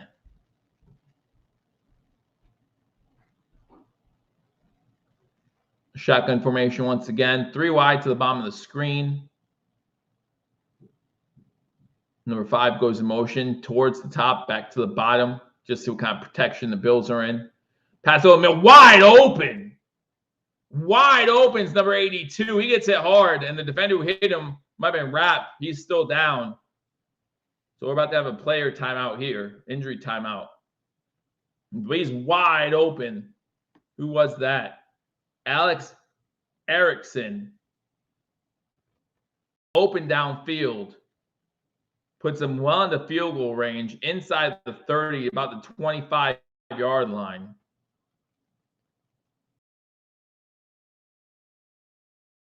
That's actually Poyer. Oh, no, that's Poyer accidentally hit his friendly fire. Poyer accidentally hit Benford in the back of the head. It was friendly fire, and Benford was the one that stayed down.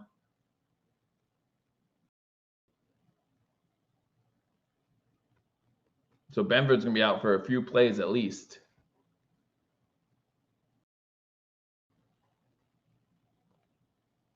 Because he got hit in the back of the head. So he'll have to go through at least some sort of concussion protocol before he's let back in. So normally on the sideline, they have a test that a player would have taken in the preseason. And on this test, there are all a bunch of questions, math questions, where are you questions, like things like that. And he'll go to the sideline and they'll ask him, they'll go through those questions. And depending on his answers and how quickly he answers those questions, they'll determine if they need to do a further examination or not. But he's walking off on his own power, maybe just a stinger, something like that. That's what we're hoping for.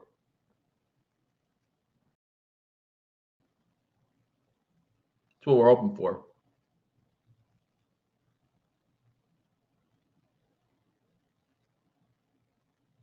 Shotgun formation, 4 wide receiver set. Number 12 goes in motion, so they have 3 to the top of the screen. Going that way, incomplete. Had Palmer turned around, and Palmer couldn't adjust. There's a flag down. Another illegal formation on the Chargers. So they're going to send him back. Legal shift this time. Still first down. I don't understand. Here's what I don't understand. And I see a lot of you talking about this in the comment section. Like the narrative always changes around these teams. And it's not just the Bills. It's every single team. Like, remember, we blow teams out, and the narrative is, oh, they can blow teams out, but they can't win close games. Well, every once in a while, when you're on the road playing a team, you're going to be in a close game. And if we pull this one out, it's going to be like, oh, we shouldn't have been in that close game with that team. Get him! There you go. Told you I want to see Ed Oliver make a play, and he finally does. Ed Oliver with the sack. Big loss on the play. Big loss on the play.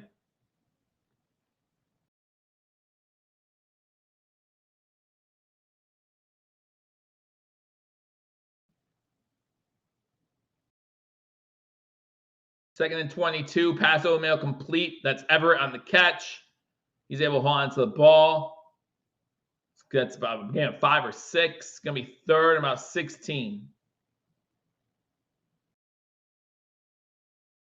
Getting back in the field goal range at least. They can make this a 2-point game.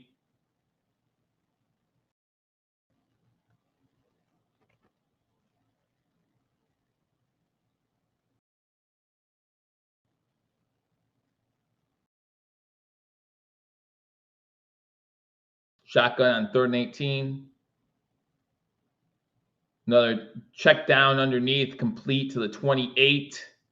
Get him in field goal range. 7:50 to go in the fourth quarter. Bills able to force a field goal attempt. Yeah, so, we're in a close game on the road. We're in a close game on the road. And again, Bills score a touchdown here after this kick. Make it 28-19. That's game. That's game. Now, if we don't, I thought that was getting close to that right upright, but it's good. So 7:19 to go in the game. Buffalo up 21-19. Allen needs to make a play. Allen needs to do something. 124 of you in here. Hit that thumbs up button. Really appreciate it. This is for you guys. I'll give you guys a McDermott clap. Have a happy holiday. Merry Christmas. We cannot let a field goal for them win this game. I agree with this. Even if we just get a field goal where they have to drive downfield, score a touchdown, I don't like that. I would rather score a touchdown and say, game over. But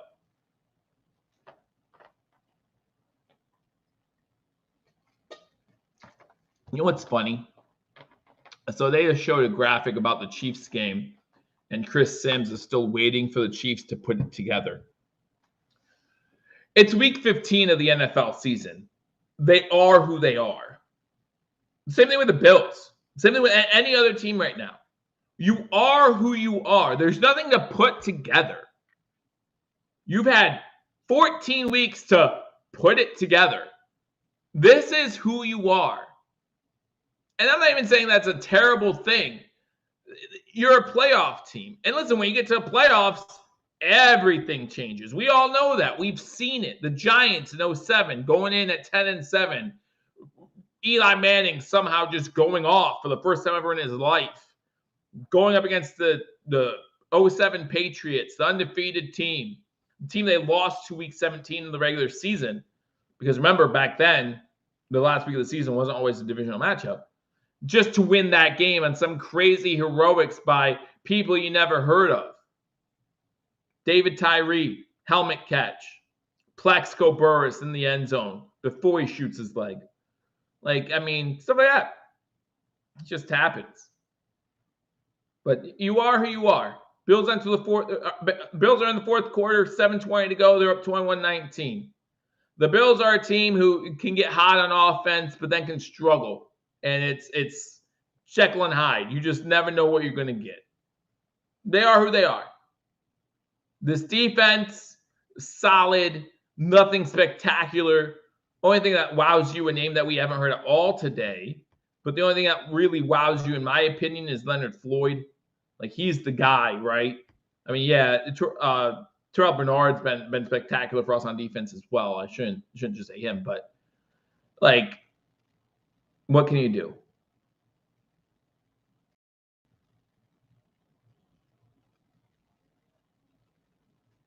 What can you do? For all I know, the Bills are going to give the Chargers the ball back, down by 2. Everyone in the comments is going to talk about how McDermott's defense is going to give the lead up again. And then they'll hold true, and everyone will be like, oh, we were wrong for 2 out of the last 3 weeks about McDermott's defense. But still won't make you guys doubt it next week, too. So if it happens again next week and we're only up a couple points late in the game, you'll say, oh, he's going to give it, the defense is going to give it up again. And who knows what will happen. But it's not as pretty as it was last week. But, hey, I just want the win, right? Heavy run formation on first down. They give the ball Cook, and he gets 5-6 yards. He fumbles. No! And the Chargers have it. The Chargers have it. James Cook fumbles, and the Chargers have it at the 31. That's his second. No, the first one he was down for. But he does that. He does that. He goes through stretches where he'll fumble like twice. If he fumbles once in a game, I think he'll probably fumble a second time. Like I think if you look at his career, there's been 3 or 4 games where he's fumbled twice in the same game. And I don't know how many fumbles he has other than those games. Wow. Wow. I was talking about the defense. What do you mean, what was I saying? I was talking about the defense. Now I'm saying I'm happy. I'm glad it happened now with 7:10 to go. Shotgun formation. They're going to run with Eckler on first down. Eckler gets stopped. No gain, maybe a yard on the play. Oh, my gosh. Just sickening. Benford comes back in. Benford comes back in.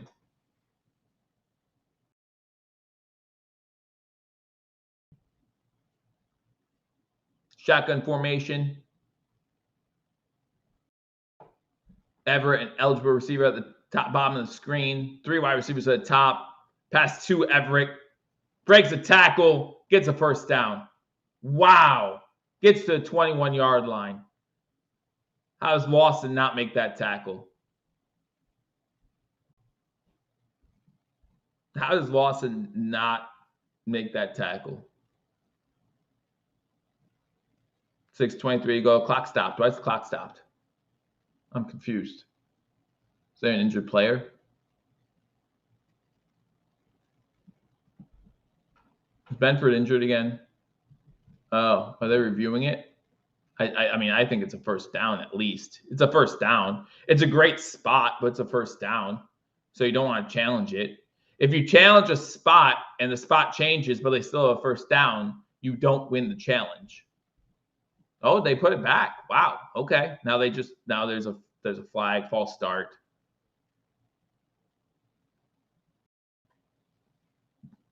False start. We try hurry to the line and mess it up.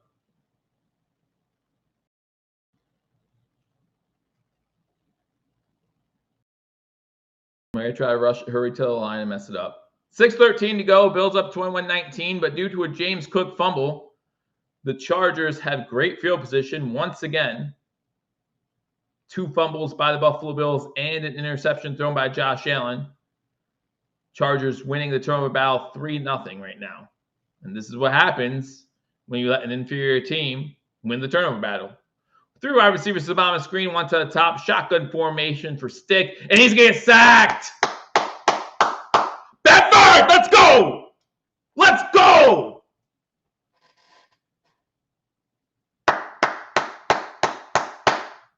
Fourth down. Great job by this defense. Great job by this defense. Stopping him to a field goal attempt. The longest one of the day for Dicker. Be a 53-yarder. Man's insane. Man's insane. Kicks up, and the kick is good. Hey, this offense needs to do something now. This offense needs Josh Allen to look every single one of his defensive players in the eye and say, thank you, we'll get this for you.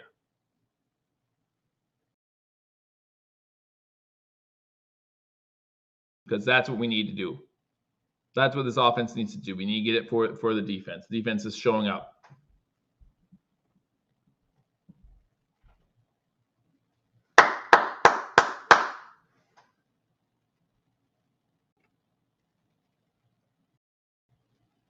Chargers take lead in the fourth quarter. They did. 22-21. Oh, no. Watch the onside kick or something stupid. Just watch out for it.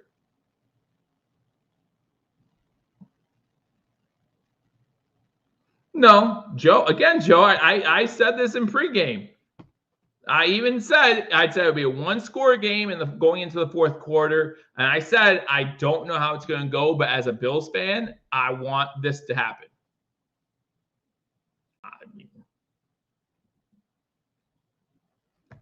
If I told you that the Bills lost the turnover battle 3-0, I would easily see us being down in the game. Yeah, like it's easy to see us down in the game. The fact we're only down 1 point is kind of surprising with how this game's played out. And to me, the fact we're only down 1 point proves that we're playing an inferior team. We can't do this type of stuff against the Baltimore Ravens. We can't do this type of stuff against the Jacksonville Jaguars. We saw what happens when we played them in London when we gave them every opportunity. Close game, but we lost. Shotgun, over the middle. That's Knox. Hold on to the ball. About a 17-yard gain on first down. Come on. Come on. Don't settle for a field goal. Just knock it down their throats. I don't care. Go for 2, make it a 7-point game. Come on.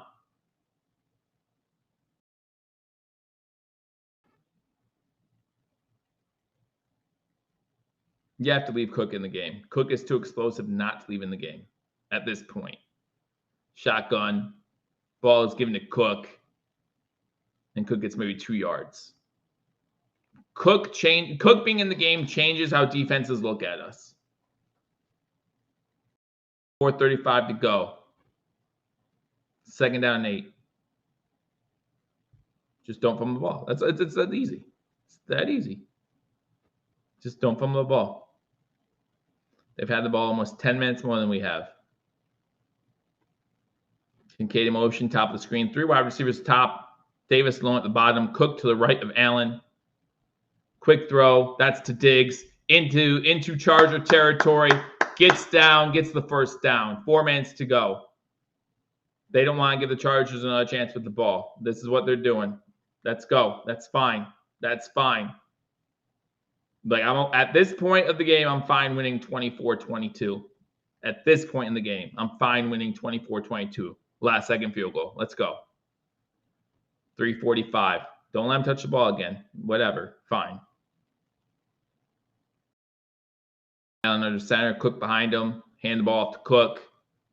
This shows a lot of confidence in your offense and your special teams for that matter.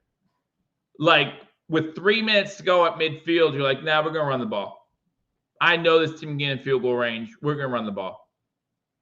Like very smart as long as everything goes according to plan.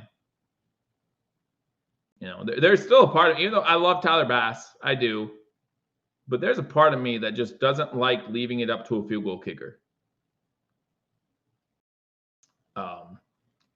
No matter where the game's being played. Going long. Incomplete. Intended for Diggs. Underthrew him again. 3rd and 8. Exactly. Till we missed the field goal. Right, Victor. Or it's 3rd and 8, and you're like, okay, what do you do now?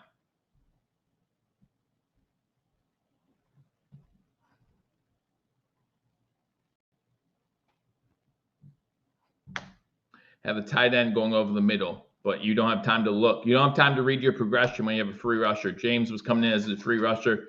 Don't have time to read it. We have 2 timeouts because we wasted one punting the ball.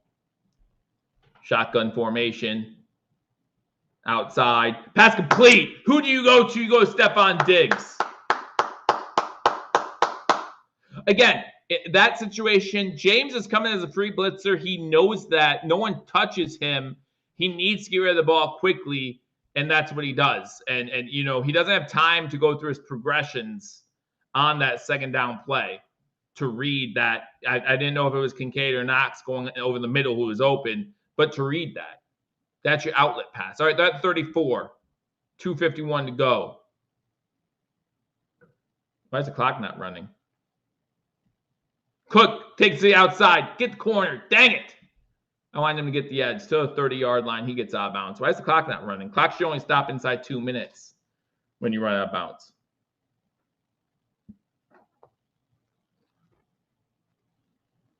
$2:45.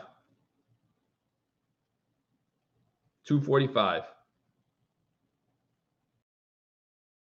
Says we need a TD. I don't like playing for a field goal. I'll say that. I don't like playing for a field goal. But 2nd and 6 from the 30. We are in field goal range, but I just don't like it. Cook takes the handoff, and he gets tackled after a game, maybe 2:37, 2:36. So we're running this down to a 2-minute warning. We're going to run this down to a 2-minute warning. 3rd down at the 2-minute warning. Need to pick up this first. Or I'm sorry, did Chargers call timeout? Did Chargers call timeout? Chargers called their second timeout. My apologies. Chargers called their second timeout. From here, it'd be about a 47-yard field goal. But it's a field goal that would give them about 2 minutes left to get into field goal range. It's a field goal that would give them about 2 minutes left. David says this is over the middle or a TD shot. Let's take a look. Let's watch together. Is he right? Is he correct? Either over the middle or a TD shot. 3rd and 4. Now, if it's a pass down to like the 5, does that still count? And if it's a TD shot, you're going with Diggs, you're going with Davis. Davis says hot hand today, right? Davis 4 catches, 130 yards. He's the hot hand today. 2:34. Chargers 1 more timeout, 1 more first down, and we could milk the clock a lot. He sent a full blitz. Pass wide open, Shakir. Stay down. Stay down. He doesn't. He decides to score a touchdown. Yeah! Let's go. It wasn't a touchdown shot, but he got up and got in. Now, are they saying he was down? Are they saying he was down? What are they saying? Because for the first time in this whole stream, I'm ahead of the ESPN cast. It's a good time to be. Wow, they send an all-out blitz. Allen hurries up, throws the ball. Shakir catches it. As he's going down, he falls, but no one's around him because they sent an all-out blitz. So he's like, okay, I'll get up. That's bang, bang, too. Like, is he touched before that knee's up or not? That's bang, bang. That's bang, bang. Are they going to challenge it? Are they going to? They have to challenge it, right? And if they challenge it, they use their last timeout. He's up. He's up. That's a touchdown. That's a touchdown, baby. Come on. Come on.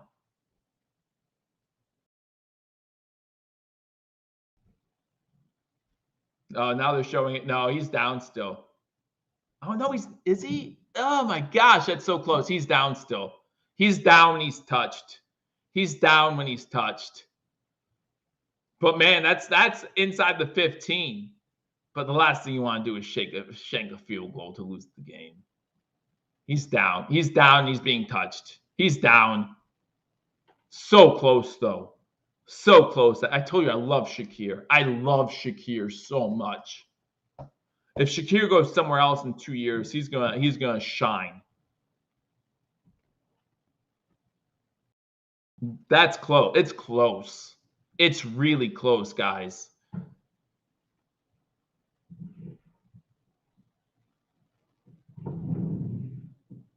The call's reversed. The call is reversed. The call is reversed. I think it's the right call. It's close, but I think it's the right call. But now, 2:29 to go. Chargers are going to use their last timeout now. So it's going to be 1st and 10, 2:29 to go. Chargers are going to take their last timeout. Is that right? I just saw him saying call timeout. It is a great play regardless. Great play. Great play. Yep, they called their final timeout. So you're going to run this play one more time. That's a 2-minute warning. I still want a touchdown. I still don't want to give them a shot here. It's going to be 1st and 10 from the 13. So close, though.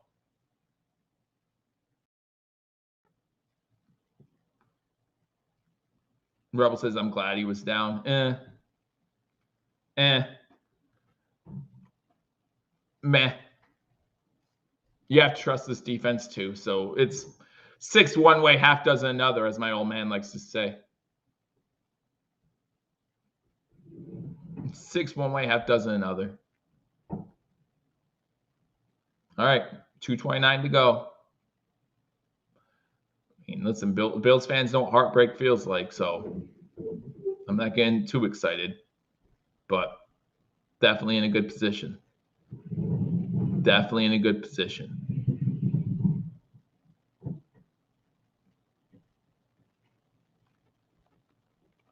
First and 10 from 13. Heavy run formation. This time you got Leonard Fournette in the backfield. Hang on to that ball, PD. He gets down to about the 10, maybe about 3 yards. And that's going to take us to a 2-minute warning. Now, here's a question for you. My mom said that too. Here's a question for you. If we run for the first down and the running back has a choice, do you go into the end zone or do you just get down like the 2? What would you do? What would you do? Like, would you go down at the 2 with the first down? And see, in my opinion, David, that's why they can't let us score. Because if they give Buffalo a first down, Buffalo could go down and say, we'll kick a 19-yard field goal for the win, thanks. Like that's where there's a problem.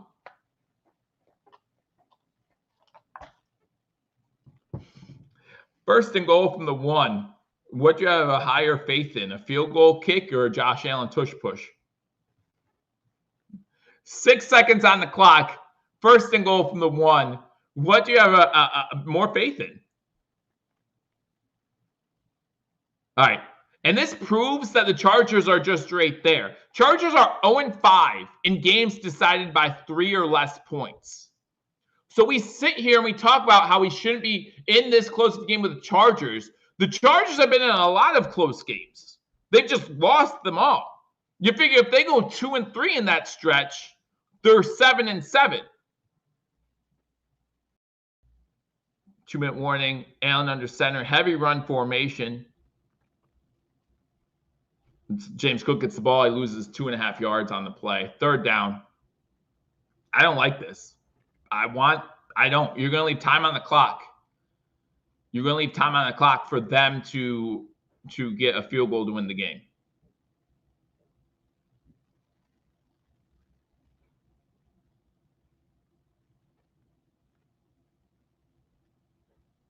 Third and 10. So, all right. So we run this play. Be another 40 seconds if we run it, if it's a running play. 40 seconds. So that will give them, will it be 20 seconds? Allen's going to take this one. He's down at the 11. All right. So 40 seconds. It's going to give him 20 seconds. We're going to kick the field goal. So we're going to let this play clock run out, call timeout. Oh, no. McDermott's going to do that stupid, they're going to come to the line of scrimmage, and then he's going to call timeout on defense thing, isn't he? Yeah, I don't know.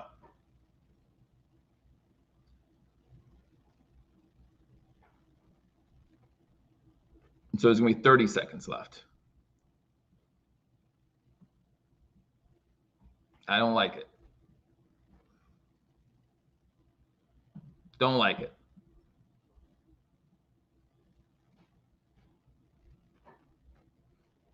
Now, if you make this field goal, you kick it into the back of the end zone, right? You don't give them a chance to return, anything like that. Buffalo calls a timeout. You guys might hate me, but I'm doing this. I'm doing this for me more than for you. I'm doing this for me more than for you. Because I just can't see it.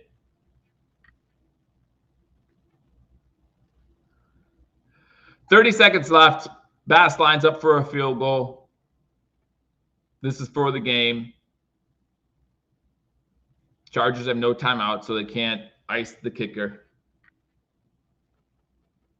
Again, Bills lose this game. All right, playoff chances fall to 30%. Win this game, 74%. Bass is back for the kick. Snaps good, holds good. Kick is good. Okay. 28 seconds. Bills 24. There's a flag. Is it an automatic first down? Is that an automatic first down? Hold on.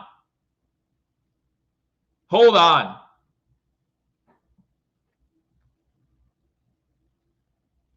No, if it's offsides, it's going to be – no, it's not going to be a first down. It's not going to be a first down. So it'd be – yeah, we're going to decline the penalty. Take the points. Decline the penalty, take the points. 24, 22, 28 seconds to go.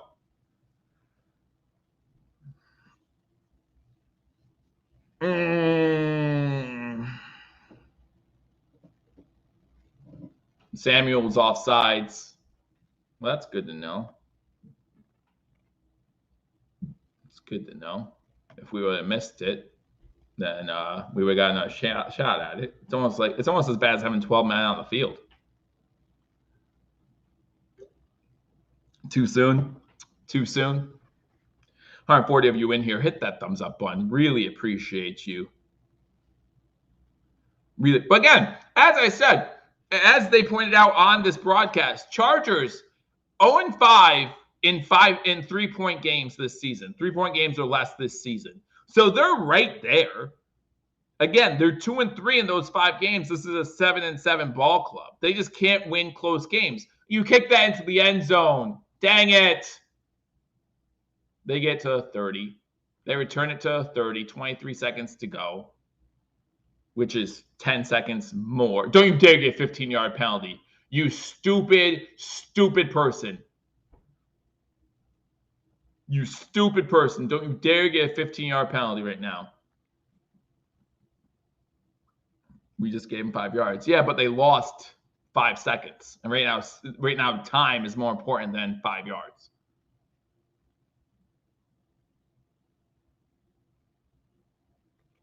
Shotgun. One wide receiver bottom screen, 2 to the top. Bill side pressure sack. That's game. Ed Oliver. Ed Oliver makes a play. 10, 9, 8. They get a snap off. Throwing it deep downfield. Pass. Intercept that, guys. Intercept it. 1 second left. 1 second left. They had an interception. So this is it. This is the McDermott stupid timeout. They're gonna line up and McDermott's gonna call timeout. Watch. They're gonna line up and McDermott's gonna call timeout. So dumb. He does it all the time. So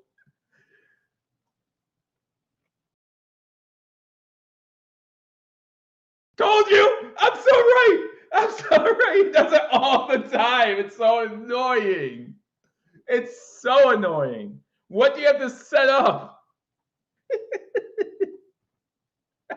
Hey, before you leave, make sure you hit that thumbs up button, guys. Before you leave, hit that thumbs up button. If you're not subscribed to #Sports, I got a lot of new viewers due to the Peacock thing. And I'm laughing now, but I won't be in 5 seconds if this is the Miracle in Miami all over again or something stupid like that. Although Miami fans will laugh at us, so there's that. What's the point? I don't know what the point is. He sees him line up.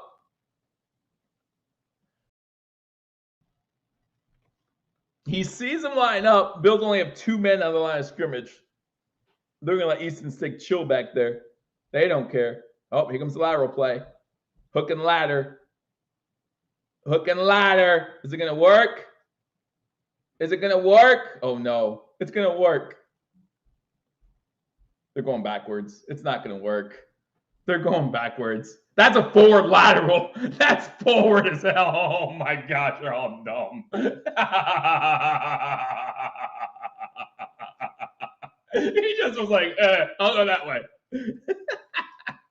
Icing the QB. All right, that's final. It's not the prettiest win, but again, they've played now. The Chargers have now played in 6 3-point games that they lost. You know, they're a good team. They just don't know how to win the close ones. Bills fans, we know what that feels like. So let's not act like, you know, a lot of Bills fans probably thought, oh, we should win this game just looking at records, right? Like you look at a 5-9 team going up against a 8-6 team, and you're like, oh, we should just win this game. And that doesn't happen. That's not how the NFL works. And so we come on the road, even though it's basically a home game because Chargers fans don't support their team. Go on the road, 3-hour time difference. And I know it's a lot easier to go east to west than west to east, but there's still something to be said about that 3-hour time difference, right? And we win on a short week, right? It's Saturday. They had a long week because they played last Thursday. We played Sunday to Saturday. So they got the 4 extra days rest and they were at home. So it's not like they had the extra rest and had to travel. No, they had the rest and got to face a traveling team. So it's a win. We'll take it. I don't know what's going on. What are we showing right now? I don't know what we're showing right now. Oh, they're talking about in the last play how if they were kept on the one side of the field. You know, ands and ifs, right? But yes, Merry Christmas. Be sure to hit that thumbs up button before you leave. Appreciate it. Appreciate all of you. Merry Christmas. Happy holidays. I'll be here next week to do the game between the Buffalo Bills and the New England Patriots in Buffalo. So again, if you haven't already subscribe to #sports. We're going to be live shortly after this game to give you a breakdown of what happened post-game. Mario, possibly Ryan, LaSalle, maybe myself. I don't know. We'll see. We'll see what happens. But we had a good time. Appreciate all of you. Turnovers galore. Yeah, wasn't what we wanted. But again, get the win. We lose the turnover battle 3-0. We still get the win. Let's keep up the positive energy, get the wins, and we'll keep getting the wins, and hopefully that will lead us to a division title. That's what we can hope for, right? And with this much closer, 79% now to make the playoffs. It's a good chance. So thank you for tuning in. If you want to watch post game, be sure to do that. And we'll watch some games tomorrow. Have a Merry Christmas, and we'll talk to you soon. Until we do, go Bills.